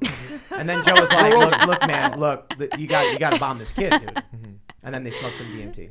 Well, that's the insane thing, right? These people are such lapdogs for the establishment. And when they say that these podcasts are threatening, we all know what they're really saying is that they are a threat to our control. I don't know if it's funny enough for a bit or whatever, but it would be, the gag I'm imagining is like the New York Times is researching like the Iraq WMDs, and Joe Rogan's sitting in the room, and he's like, they got weapons of, he's like smoking, and he's like, yo, they got weapons of mass destruction. Like, are you sure? Dude, I'm so sure. And they're like, oh, and We're gonna do it. Trump's like, you know what? I think there was Russian collusion. Like all of the conspiracy theories. every story, like just Joe having to have been there. Those Alternate 13 Marines who died last August, Joe Rogan ordered Joe Biden to drop that strike. Yeah, exactly. Well, exactly. Like these people are so dangerous. It's so frightening. Who convinced the American people, or tried to convince the American people, that it was a great idea to engage in literally the largest transfer of wealth that's ever existed in all of human history and print trillions of dollars. Was that alternative media? Why is food so expensive right now? Joe there. Rogan. Joe Rogan's, yeah. Joe Joe Rogan. Rogan. Joe Rogan is on the Fed. Joe Rogan he's on the Fed. He's in a room chilling with Bezos and Bill Gates, and he just goes, "Yeah, I'm just saying, there's too many people." Oh my gosh. Whoa, But you remember when that was like Well, the edgy you know liberal what? thing I to actually say? heard that Margaret Sanger is an ancestor of Joe Rogan. Oh yeah, It runs in the family. What if you know? It's funny. Like, we're joking about it, and obviously the joke is that they keep accusing him of being so dangerous or whatever, that we're jokingly tying to all these things. I think that would be one of the best conspiracies ever. That like Joe actually is the leader of the Illuminati, and he keeps Alex close because you got to keep your friends close, but your enemies closer. Ooh. So he keeps Alex Jones on standby. It could also be no funny, like- one would suspect No, Joe. he's the foil. They're just like, if like 5 years from now they try to claim that Joe was on the exact opposite side of every issue that he was actually on because of how Yep. people reflect on the past. Like, remember when Joe Rogan was like crazy in favor of the mandates? And in the media, we were like, that's irresponsible, man. How could he? That's what it's remarkable. I mean, that's kind of what we're seeing now when you see these like, you know, that's why I'm critical of Bill Maher to a certain degree. Yeah. Because it's like when Bill Maher came out and said, Fauci can't tell me what to do. It's like Fauci said, do as you're told in November of 2020. Mm-hmm. And now he's coming out acting like, haha, I'm defiant. It's just like, dude, you're not convincing anybody, you know? So I'll tell you what'll happen. For one, the point of this segment was to point out that Joe owns the news cycle. He talks about, with Jordan Peterson, climate change, and all of a sudden that's like the conversation people are having. It's remarkable because everyone knows he owns it. So moving forward, I think what's going to happen is with like Evangeline Lilly, these celebrities, they know what's popular. Ethan Klein, our good friend over at the H3 podcast, you see him coming out and mocking Joe Rogan over and over again, and it's just like, dude, like, you're choosing the losing side of this. Freedom, free inquiry is winning. And all the smear campaigns and everything they want to do, it just doesn't work. Because what it comes down to is what people want is authenticity.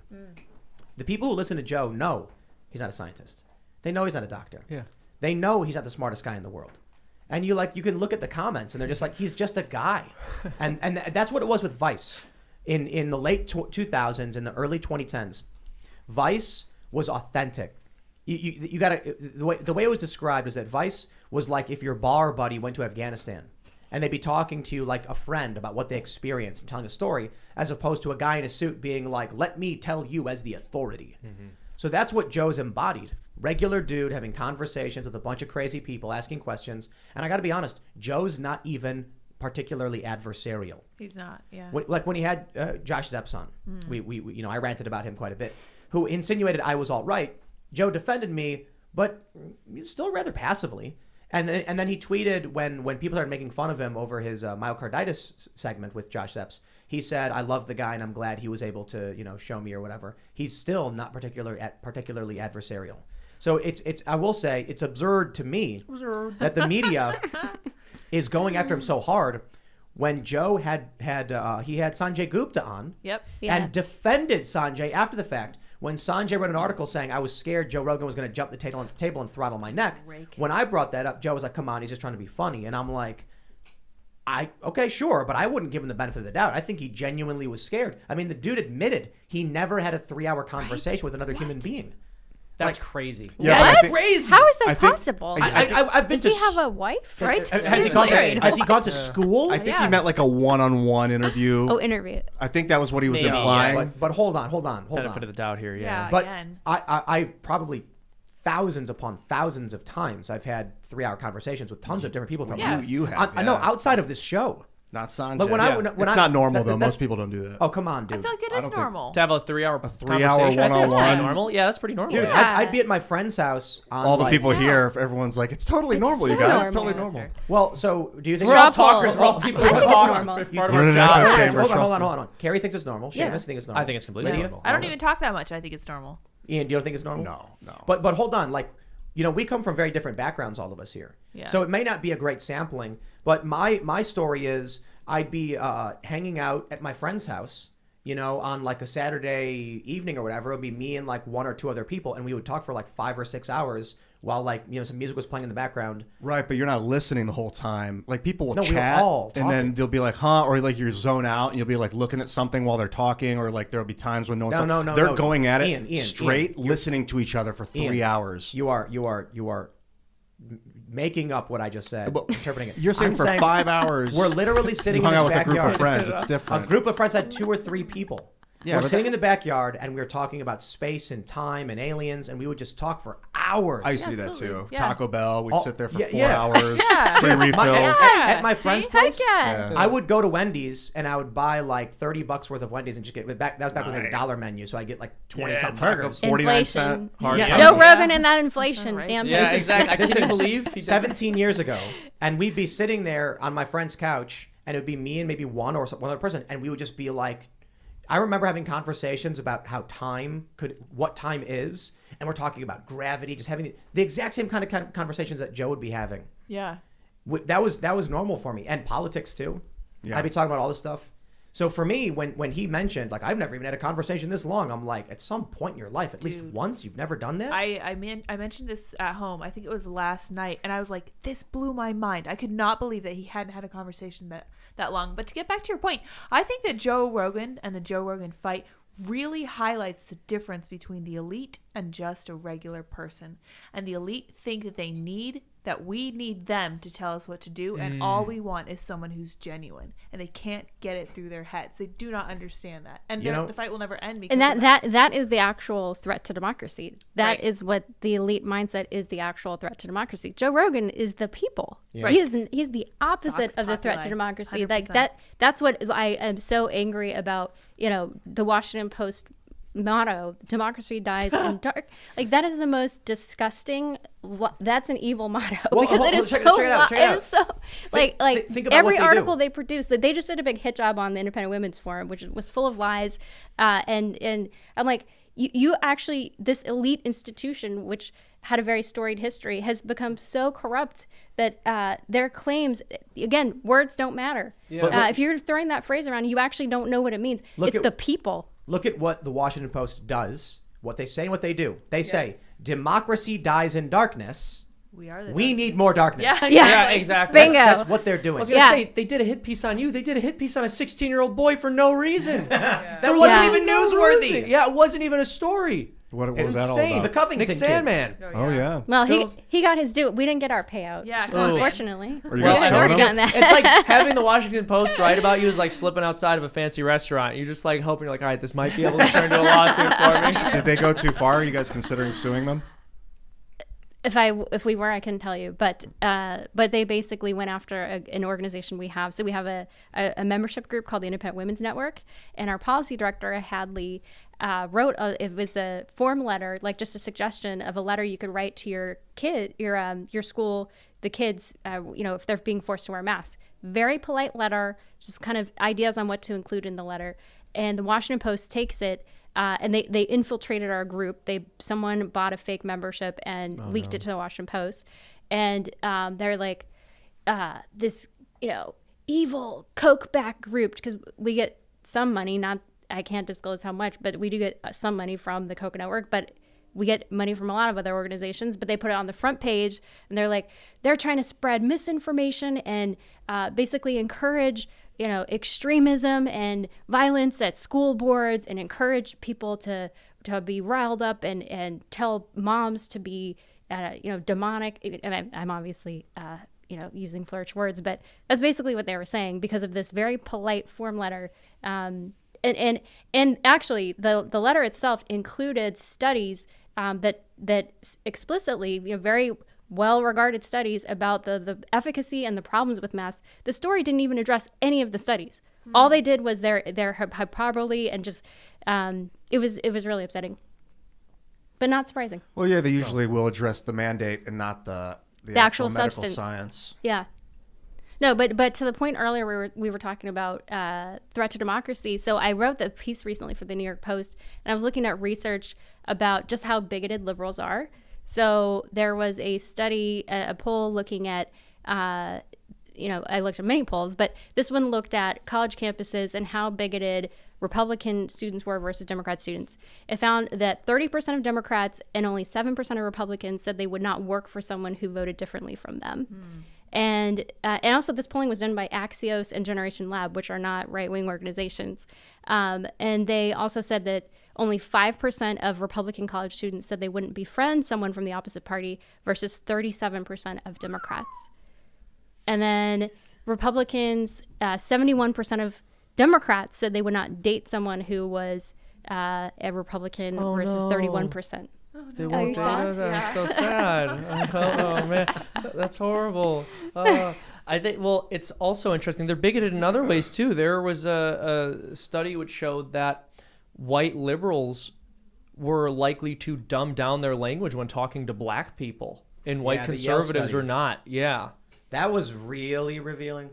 But did it shock you at all? No, There was no. no part of me that read that and went, "What? I can't believe this right now." Would they really with you. do that? This was a big red pill for I can't remember who we were talking to. Was it Batia? Baby, yeah. I think she was saying that was the red pill moment for her when she read that and was like, if this is true, like that says something. Yeah. And I It says think- it, and it says it in a dumbed down way. It sure because does. it, because Yeah. it looks down on you. It thinks that you exist as a pawn for its political agenda. Yikes. Yeah. Well, it's the city urban liberal types. Yep. You That's know, right. City urban. I sense a T-shirt coming out. Yeah. Hey, that's a good one. Hey. Is that why women are more likely to be a part of it? What? City CULT. We were just talking. Women are more likely to end up right. in cults. Yeah. So we'll make women shirts. Are you saying we should make a T-shirt for women? That's not what I said. It was a quick, little off the cuff joke. Didn't land. right. Had to explain it. Never pitched a shirt. Don't put that I'm on me. assuming the people who do the merch for Timcast are listening. Yeah, of course. Yeah, always. Yeah. So hey, we'll do city urban liberal types. That's a good shirt. That is a right? really good shirt. I love it. Let's make it. I love it. All right, let's read super chats. If you haven't already, smash the like button, or as I posted in the chat, smush the like button. Oh, smush smush. And send in those super chats. We'll try and read what we can. Go to timcast.com, become a member. We're going to have a members-only podcast up around 11 or so p.m., uncensored, at timcast.com. All right, let's read what we got here.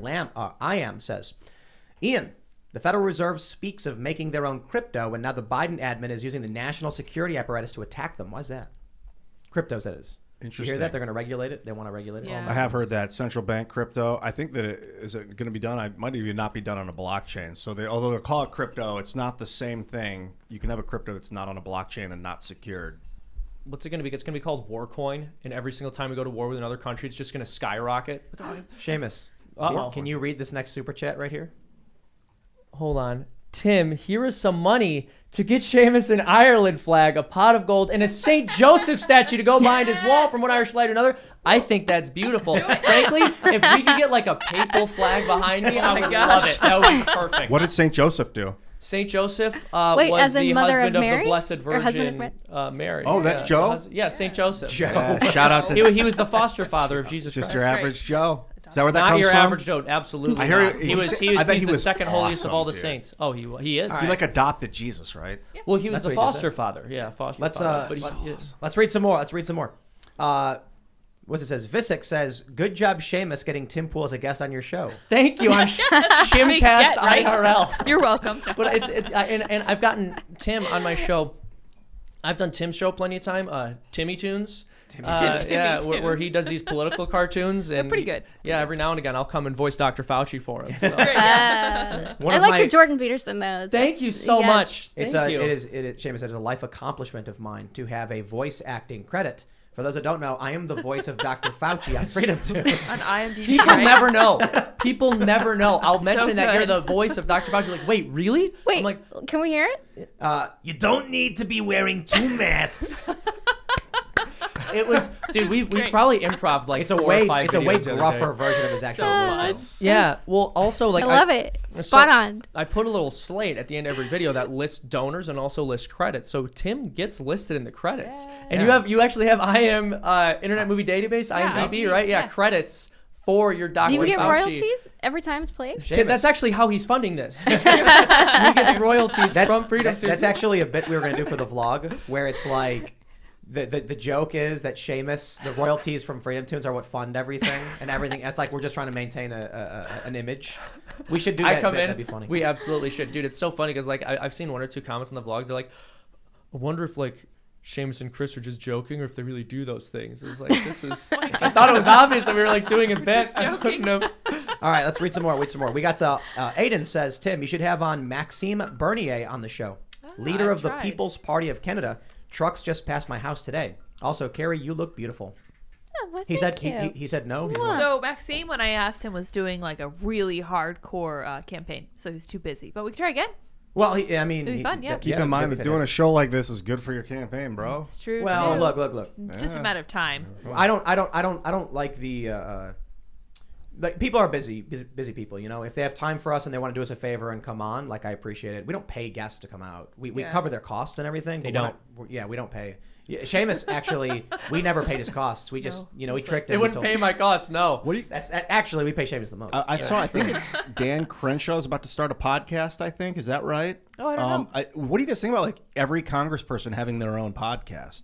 Probably be a good thing. I don't want to hear anything more from any of those people. I'm good on Well, that you get to one. listen at your own leisure. I guess. True too. I think they should, man. I want to hear more from them and the president. Ted Cruz too. does one. Like, with, do you think? Excited. How many people? Like, Love the all right, deadpan. hold on.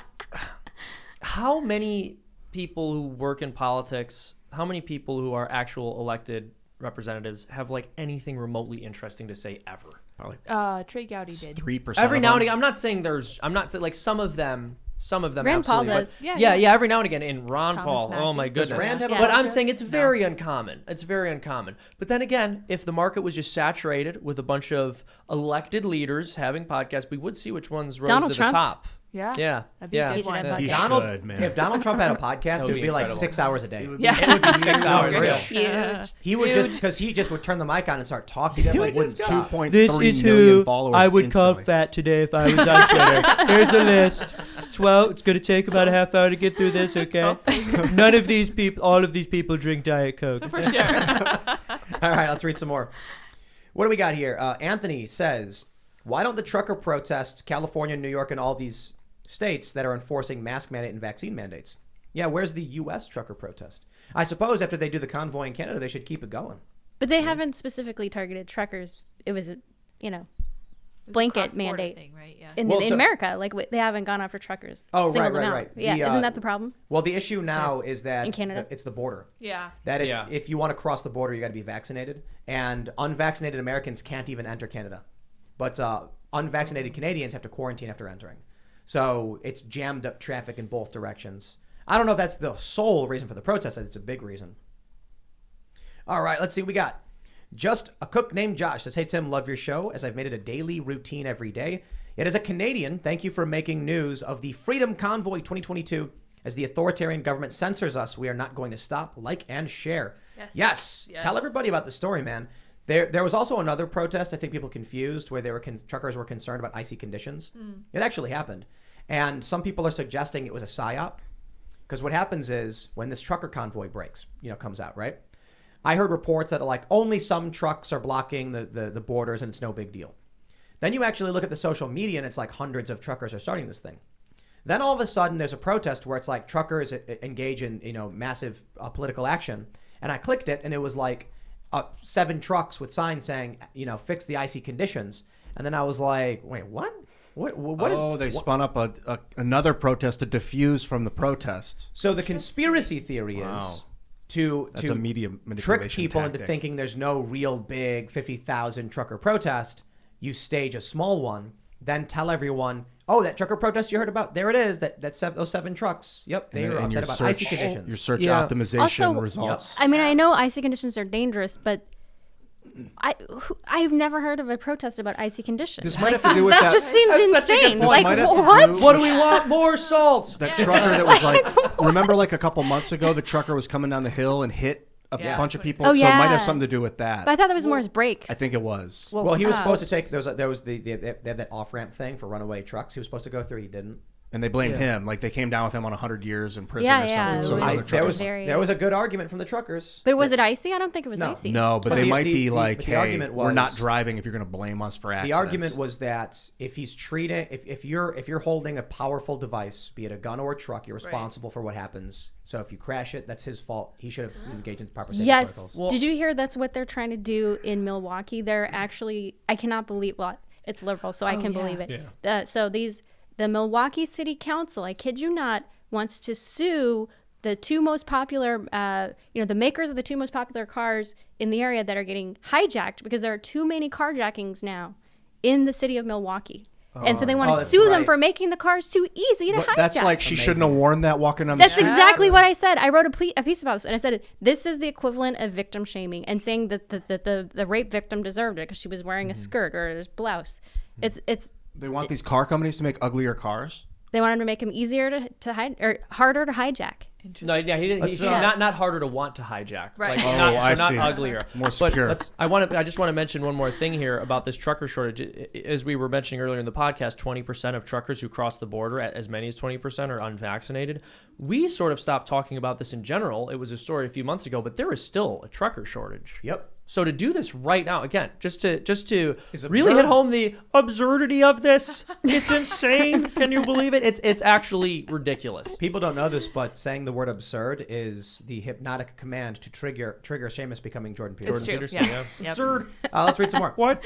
Trash Panda says, can't think of a better birthday present for me today than seeing my fellow trucker spit in the eye of tyrants. Happy birthday. Happy birthday Absolutely. to you. Happy birthday. Keep on trucking. All right, That's Bill Lemon says, No, can we really. have a cage match between Seamus and Luke? Last man standing stays in the show permanently. Oh, snap. So this is the thing. Luke and I have interacted around the house a number of times. I'm always very kind and gracious to him. He's got a chip on his shoulder. He's always yelling at me, cussing at me. You can see it on the vlog. People don't realize this, but Ireland and Poland have beef. No, Historical it's long-standing, historical. right? No, I mean in all honesty, Luke is someone who I really like, whose work I like very much, and Tim had to put me in this unfortunate position of being pitted against him, and it's sad because to be honest, I will say this. I really admire the Polish, especially Poland as a country. Very good Catholic. If you were going to nation. wrestle Luke, The Pope that helped defeat John Paul II. Yeah, Polish. Yeah, The Poland is Pope that based. knew how to pope. would you wrestle Luke on land or in like a foot of water? Don't get me wrong, I never said I wouldn't wrestle him. I'd wrestle Luke anywhere. Underwater. Yeah. Underwater would be Yeah, better. water I would be upset about it, but like of course I would do it. Yeah. Would you yeah, do it if he identified as a female? Because then you'd be attacking a female. No, because he wouldn't actually be a female. You know, So you would still wrestle him. I would still wrestle him. See, even you just said him yeah. because you know. Check it out. Damien says, Tim, I got a mobile LED billboard. As of tonight, I have both breaking news on it. First, about the truckers. Second, is about the man that got denied the heart transplant. Oh. We should buy some billboards. Yes, we should. This man What has should a we good do? idea. Let's do a billboard contest. Shimcast. No, we should do a billboard. CULT. Yeah. Oh, that's good. Here. And we'll Don't put it- move here if you're a. No, we'll just do it, and we'll put it. You know, it's gonna be really funny. We think we're being all smart and edgy, like haha, cult, and then it becomes like an actual popular thing, like how Monopoly did. Yeah. Like Monopoly was originally Yeah. made to make fun of capitalism. Yeah. We could get one of those. Really? I did not know Yes. that. No, like let's buy a real billboard. I'm saying like actually get Sunset Boulevard. The problem is they're not worth it anymore. We noticed this with mines when we were doing market research is like Super Bowl ads, billboards, they were so expensive and the return was so low relative to like Facebook ads. Yep. So if you really want to hit a target audience, you go to the Let's buy internet Facebook ads. because then there's That's a click-throughs. great idea. What's something we can do with Facebook ads that would just be We you have know, a marketing guy who's great, so. Well, I don't mean marketing. I don't care if people learn who we are necessarily. I'm saying just to like spit in the eye of tyrants. Well, I'm good at making cartoons, and That's cartoons true. upset tyrants sometimes. So. Very Did you ever hear the story about that guy who used Facebook's targeted advertising to freak out his roommate? No. Because Facebook used to allow you to directly target people based on email addresses. Oh, Really? So what he did was Oh. he advertised to only one email address, which was his roommate, and he would make ads that said things like, "Did you forget to do the dishes? Your roommate could be angry." And then his roommate would be like, "What my is gosh. going on?" Yeah, That's a good actually one. amazing. Brilliant. Yep. Oh, I love that. I don't think they allow that anymore. Though. Oh, it's too bad. That's Yeah. a shame. Now it's just like Torture, psychological torture. Yeah. But Psych maybe ops. they do. Maybe they still allow it. I don't know. It was a funny They story. should. That is funny. Yeah. Yeah. Nevermore says drink. Tim said occupy. Do I say Yeah. occupy very often? I don't know. Maybe. I mean, it occupies some of your time. Yeah. it occupies Occupy a Wall lot. I don't- You I said don't think- Occupy Wall Street. You didn't say earlier. Wall Street. I did. Oh, You said did. Occupy. You were talking about the protesters. I know. I said it one time. Oh, yeah. Yeah. Okay. So It's one funny drink. when people are like, if Tim says a certain phrase, drink, and I'm like, it's funny because there'll be like a week where I'll say something like at the end of the day a lot. It's true. And then everyone for like a year will be like, Tim says at the end of the day a lot. And I'm like, that's like 1 week where it was in my mind and I don't say that You anymore. said something. You said to be honest several times. I did. Yeah, that's one And of my I'm fillers. like, why'd you that- point it out? They're gonna know now. Now we Okay, know. drink, That was a little too honest.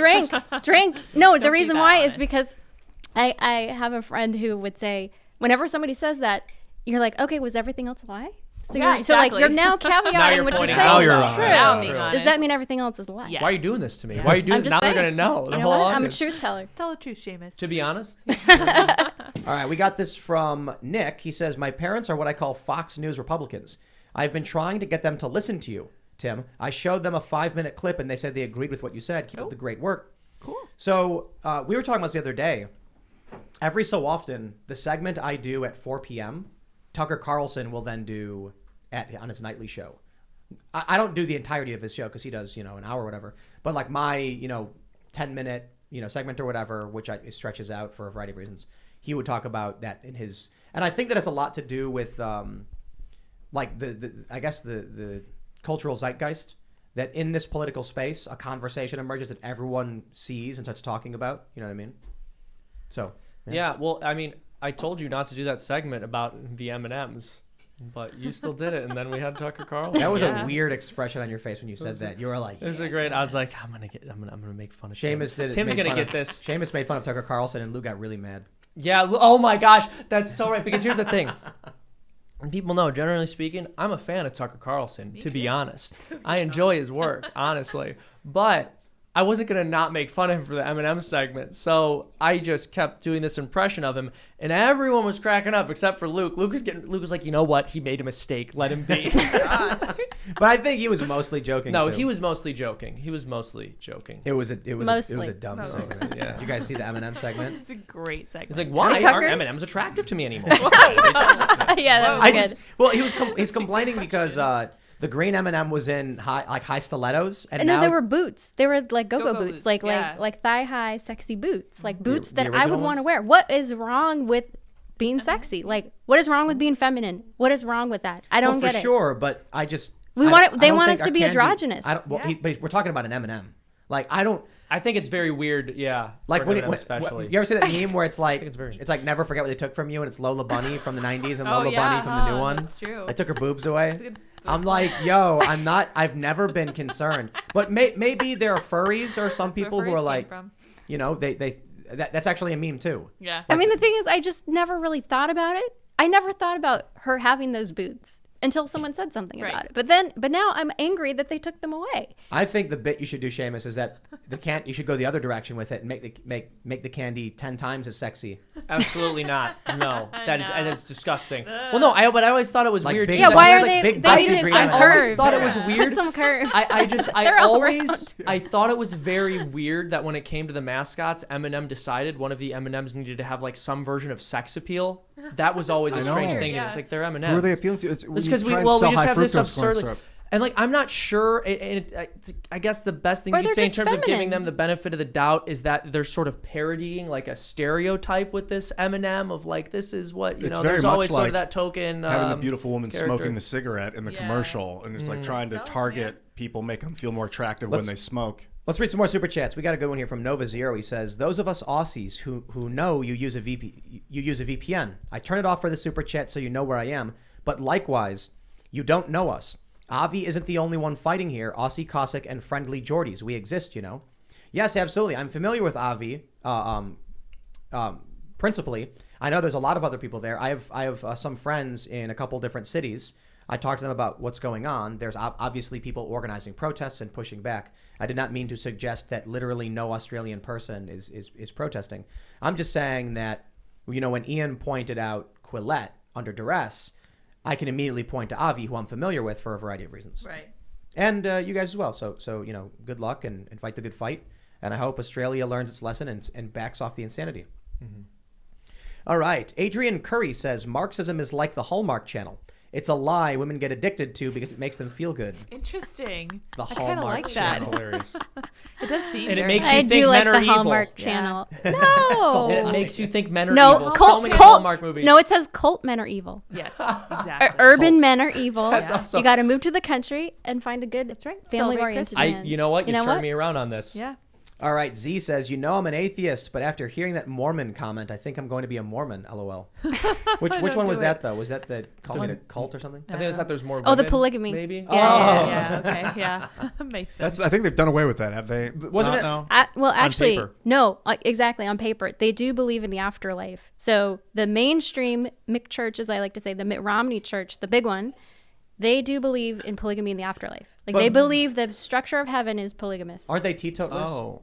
Oh yeah. No Yeah. coffee. No No booze? tea. No, So they're No monogamous in no life. booze. Yeah, so I think it was like Family Guy or some show where they were like, wait, when you're a Mormon, you can have multiple wives? Like, yes. And they're like, sign me up. And then they were like, wait, no beer. And they ran away. Is it that they're But in the afterlife, you don't need booze, right? I mean, Yeah. everyone's Yeah. happy. are they monogamous in life, and then when they die, they think they have a bunch of wives? Well, actually, on Earth, you can technically be sealed to multiple women, usually in matters of death or divorce. So, for an example, my Aunt Charlotte was gorgeous. She was Miss USA. She was Miss Utah USA. She was stunning. I don't want to say too. I will hold my tongue about her ex-husband, but basically, she put on some weight, and then he divorced her and married a younger, skinnier woman. They had 8 children together, and because they believe you need to be married in order to go to the highest level of heaven, she passed away. God rest her soul. She never found another husband to marry. So technically, according to Mormon doctrine, because he was still sealed to her, he will get both wives in the afterlife. Oh. Wow, that's kind of Wow. That's Yeah. weird. It's kind of. That really angered me. It really upset me. frustrating. Understandably. Yeah. Everything I mean, because about I'm that like, is terrible. I'm like, it's part of why I left Mormonism. I'm like, this is literally the definition of hell to me. Like, how is this heaven? So This was bad, yeah. designed out of the brain of a human male. Yeah. That's what it sounds like. Sure does. Let's read some more here. We got Yellow Cafe says the largest cult in the world is led by Jared Leto. He's tattooing his followers' bodies. He and his followers say the phrase, yes, this is a cult, to downplay that it's a cult. He has many allegations against him for having adult activities with underage individuals. Please look into this. Those are bold accusations. I'm not familiar with sent that. us a thing about this. Really? Yeah, thick Huh. thing. It's interesting. But Jared Leto plays that Morbius guy. Yeah, he sings he's that the song. Joker. Those songs. Oh, right. He's the Joker. song. All right, let's see. 30 Seconds to Mars. Yes. Zeknik says, Seamus, are you courting Michaela Peterson after your interview with her and her father? A lot of flirt vibes in that interview. No, I didn't think I was flirting at all. were I mean, all she's, over well, hold it. on, just having a Man. conversation. Wait, We're having a man, friendly Jordan, conversation. dude. Hold on. We're having a friendly conversation. I don't Everybody know if knows. she That's Everybody that's knows, too much. Seamus, women marry their fathers. And when you go to What are you Michaela talking doing about? that voice, Oh my gosh. we know what you're trying to do. Disingenuous. No. I see It's how a this great works. video. Seamus did a video on Michaela. I think it's on Michaela's channel and Jordan made a special appearance, and Seamus did the voice to his face. Check it out. That's Check it out. It's amazing. hilarious. It was that. good. That's awesome. Wait, Yeah. you did Jordan Peterson's voice to Jordan? Oh yeah, to his face. The- It was great. It was the- great. It was a the good best- experience. I didn't think I was Wow. gonna have to, but then I was. So she Can I have your autograph? Yeah, absolutely. So she invited me to do her podcast, which was great. And so I was on, and I did not expect him to be there, and she surprised me with him. She surprised me with Jordan Peterson being there, and it blew my mind. It really did. Okay, she But yeah, I likes didn't- you. What kind of? She likes you, Seamus. Well, She why likes would like you. you too. Are you kidding me? Isn't she married? Yeah, she. No. I, Oh, yeah, she I- is? She was. Okay, never She's mind divorced. then. Let her be. Divorced. Sorry. I think Let- they're divorced leave her now. alone. Oh, really? Or announced Oh, he divorce, broke yeah. up the marriage? Yeah. Stop it. The Never. I'm best very part of the pro-family, interview was when pro-marriage. Jordan got confused about who he was. He's like, wait, who am I? Who's I'm talking looking in a slow mirror right down? now. Stay away from me. He punched his computer screen. All right. Wade Mikunda says, Tim as Fauci arguing with Seamus as Jordan Peterson. Go. Well, here's the thing. It's like if you here's the deal. Put on your mask, Jordan. No, I got vaccinated. You're getting the droplets. You leave me alone. I got vaccinated. Oh man, maybe that should be. I love it. That's a This skit. should be ongoing. That I'm Yeah, not. for sure. I'm not as good as Seamus at doing the voices. Like when we do this normally, I have to like try and get into character. Anthony And Fauci, Seamus Jordan directs me, Peterson in a actually. paleontology museum trying to get out. Oh gosh. 5 minutes until closing time. Did you used to do improv? No, Yeah, improv. Yeah, that's what you do in improv. That's awesome. No, so when I do the voices, Character in a usually situation. the only way it really works, especially the long ones, is that Seamus tells me how to say these things. For real though. So like Seamus gave me a script once, and I can read it as Fauci, but to get the actual thing right, I need him, you know. Otherwise, I'd be. What's my motivation? No, it's just like you can say things like "Get out of my store," "Get out of my store," "Get out of my store." You know what I mean? Get out of like my a, store. like a line Right. A reading. vocal coach. So line Exactly. readings It's, help it, you. no, it's just I'm a good director. He So is, yeah. so because With more feeling. depending on how the other sentences are going to be said, it could be a question, it could be a response, it could be angry, it could be sad. I can't see those things on paper. So in order to actually have like an argument, do it. So are you the equivalent of colorblind but with words? Well, no, I mean, Seamus is good at the improv and just doing these voices. I can do a voice, but without something to play off of. You know what I mean? So like, typically when people are like, hey, can you do this person's voice? I'm like, I have to actually hear them say it and I can impersonate it.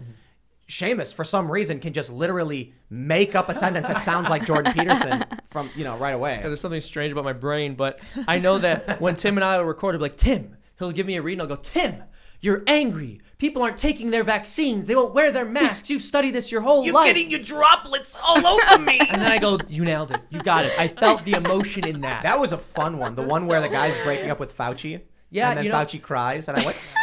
I put that on. I put that for my donors on Patreon, like the entire 20-minute recording session. People were dying when they watched it. They thought it was hilarious. It's so hilarious, Yeah. dude. Table reads for voice acting is just always So hilarious. much fun. Yeah, Seamus and I did a really disgusting improv. We did some very funny ones. There was one disgusting one. I don't even want to get into detail I'll about just it. explain It it. can't see the light. No, don't even explain. It will never see the light of day. I can't. Go on. It's so bad. It's basically Fauci is in Los Tim, Angeles. don't do this. Don't even explain this. Don't Come on, do what do this. you mean? It's a common joke. Gross It's a it meme. out. Yeah, that's fair. So it's Fauci's in LA and someone's trying to get work and he's like, if you want to work in this town, and he's basically, Harvey, That's true. No, but you gotta get your vaccination. That's Yeah. right. That's a tame description of the improv. So fair. That's great. Seamus was like, this is not acceptable. YouTube would ban us instantly. Yeah. Yep. Thought you were a good Catholic. I know. That's why. That's why I was he like, was Tim, I yelling can't at me make the this. whole time. No, the That's whole time I was Catholic. like, literally the whole time I was like, Tim, we're not doing that. Like, we are not doing that. I was like, Seamus, where's the edgy humor? Did you He go was to the like, confession that's a after little- that? No, well, I didn't think I did anything Did you wrong. talk to your priest? I do talk to my priest, but I didn't think I did anything wrong in that instance. Do you- I kept That's all telling Tim Tim. not to. Do you I do said, Tim, confession a lot? Do you do like every week or something? I try to. So when I'm at my home base and I'm on a decent schedule, I try to go at least once a week. Is that yeah. normal for a Catholic to go every week? Or That's is a it good just question. Whenever? Do you go it's not before you abnormal. take communion to Yeah. So reset button? that's a question. Yeah. So you need to be in a state of grace before you have the Eucharist. And so if I'm not in a state of grace, I'll have to go to confession first. But it's not necessarily required that you go to confession before every time you have the State of Eucharist. grace, like meditate, like into a calm state, kind of. It's a good question. So basically, in Scripture, there's a delineation between the kind of sin that leads unto death specifically that are listed like drunkards, idolaters, etc. will not inherit the kingdom of heaven. And so we refer to those and things under that category. Basically, any grave violation of the Ten Commandments is a mortal sin because that destroys your relationship with God. And then you need to be restored to a relationship with God because as it's mentioned in Scripture, Christ gave the apostles the ability to forgive and retain sin. And so we believe that was passed on through apostolic succession to modern day priests. But So, where in the Bible did Jesus ask any confession when he gave them the bread and wine at the Last Supper? Because I don't recall him doing that, and I'm pretty sure that Judas was not in a state of grace. Yeah, no. So that's an interesting question. It's been argued by some. Sorry, that he was- Tim's yeah, saying 'cause we this, gotta- this is a whole big argument. But the point We'll I want to argue make later. is that Protestants I rule. but I can't. But I can't let that Reformation, stand. But I can't let that stand. I'll also say that. Sorry, we're done. We're canceled. We should got do a this in the super after chat. show about this. about After this. show. Well, we Well- can talk. Yeah. So, but That means you got to join. But we Y'all do have a got to super chat. subscribe.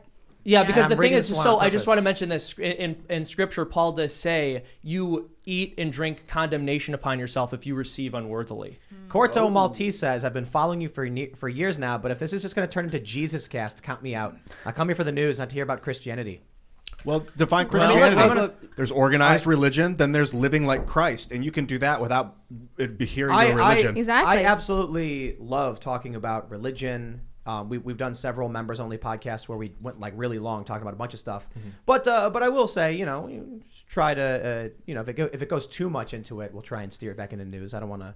But I think Jainism. I think it's basically just because we have two religious individuals on the show today. It comes up. And also, like when you're religious, your religion is baked into your worldview, so it's gonna come up. I mean, you're just gonna end up analyzing things through that lens. It's not as if I sit here and go, I want to force the conversation in this direction. It's just the way my brain works. Is when this topic goes up, I relate it to my worldview and the prism through which I see it. Also, the United States was founded primarily by Judeo-Christians. So this is a podcast about America for Americans. I think that there are a lot of people who are like our viewer here who are secular, but there are a lot of Christians. And I think the beauty of a cosmopolitan society is that you can have all voices. We don't talk about religion all that often, to be honest. But we think do you're have. so I got to read some super people chats. can't handle We're any discussion of We're going it. to read some more super chats. It's very important. Anorak says, as a furry, I can confirm the fandom was devastated by the Lola Bunny change. Made me avoid social media for a month to stay away from the drama. Wow. That's actually kind of crazy. I got a message from someone who was like, you know what? I identify as a furry. I want to thank you guys for kind of like just talking about the whole furry thing as kind of like a role play and not some weird, bizarre getting your 6-year-old a sex change operation or something. And so shout out to all you furries out there. And role playing is cool. You can do it constructively.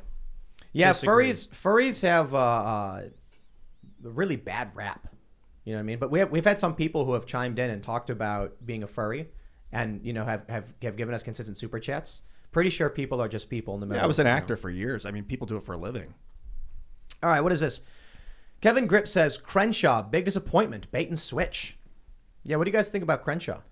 When I first saw him, I loved him because of his willingness to listen. I think the thing I love about him is he's a good listener. Although I was thinking about this the other night, very open-minded. The problem with being open-minded is that you're more susceptible to being co-opted. So if he's there in the swamp and he's got people swirling around his mind, I'm afraid that he may be being pulled in directions. We are going to have Dan Crenshaw on the show some point soon. Yep. Where I'm excited to have that conversation. There's been a lot of he's had a lot of really bad internet press, like a viral videos and stuff. I mean by that.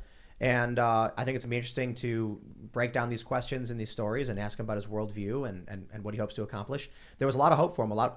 Early on, people were really excited for Dan. Now it seems like a lot of the stuff coming out is very anti-Dan Crenshaw. He said that he thought Congress people should get paid more. And I was like, okay, he's famous. The famous Congress people get flown around. They go to events. They get taken around. They need to pay for that. $175K is not enough in a year to fly to Dallas and Fort Worth and all these. So then I'm like, so should we pay our famous Congress people more money? No, that's a bad precedent because then they're going to be tweeting up storms to get more famous, to get more money. So but I understand that you need more money when you're higher profile to get around. We do plan on having him on very soon. We don't announce dates or anything just because in the event someone cancels, we don't want to get anyone's hopes up. But Luke will be coming back for this, and we're going to have a very serious political discussion, foreign policy, domestic policy. So I think it'll be good, and I think if people, whatever they think about him, they're going to hear a lot more from him, and they can use that to either solidify or counter their opinions on him. But we'll see how it happens, how it goes down. So if you haven't already, smash the like button, subscribe to this channel, share the show with your friends. Go to timcast.com, become a member, because we are going to have a members only segment coming up for you around 11 p.m. Don't forget to follow the show at Timcast IRL on Instagram and everywhere else. You can follow me at Timcast on Twitter, Instagram, Gab, Getter, etc. Carrie, do you want to shout anything out? Yeah, nice to meet everybody. I'll see you in the after party show. And if you want to check out what we're doing at IWF.org, we are the counter to the feminist lies. And we have a community called the Independent Women's Network where we bring women, and we love men. We are a women's group that loves men. Imagine that. So Independent Women's Network, we'd love to have you be part of our community. We have live chats. We have message boards. We have letters to send to your school board about masking policies, things like that. We will see you there. And what's your Twitter? You got Twitter too. Oh yeah, I'm on Twitter. Yeah, Twitter, Getter, Instagram, Facebook, at Kerry Sheffield, except for Instagram, which is Sheffield Kerry. Sorry to the other one. She reversed the name and got it before I did. I'm Seamus Coughlin, and I have a YouTube channel called Freedom Tunes. If you guys want to check that out, head on over there, subscribe. We just released a cartoon today about this insane policy of putting masks on children, which a lot of schools have. So check that out. Like, share, subscribe, spread it around. I think it's important for people on our side of the aisle to kind of try to build culture, is the way Tim puts it, but just create content that isn't just a discussion of politics, but which is an actual sort of lampooning of it. And yeah, check me out there. Shout out to all you Muslims, Christians, Jews, Hindus, Buddhists, Jainists, Simulists, Zoroastrists. Is that? Also nuns, N-O-N-E-S. All you nuns out all you there. nuns, atheists, Love you. agnostics. Shout out to We love all the everybody. agnostics up in this. We love everyone. And the flat earthers. Yeah. And the hollow earthers. If you believe and in the flat Earth, hollow earthers. shout out. In the flat simulation, or people who believe in a simulation and the Earth is flat and it's hollow. The Hollow simulation. Hollow Donut simulism. Earth. Hey, follow me, IanCrossland.net. I'll catch you later. Thank you guys very much for tuning in. I suspect tonight's after show will be fun, so you guys should go join up at timcast.com. Thank you all so much for tuning in. You guys may follow me on Twitter and at Minds at Sour Patch Lids.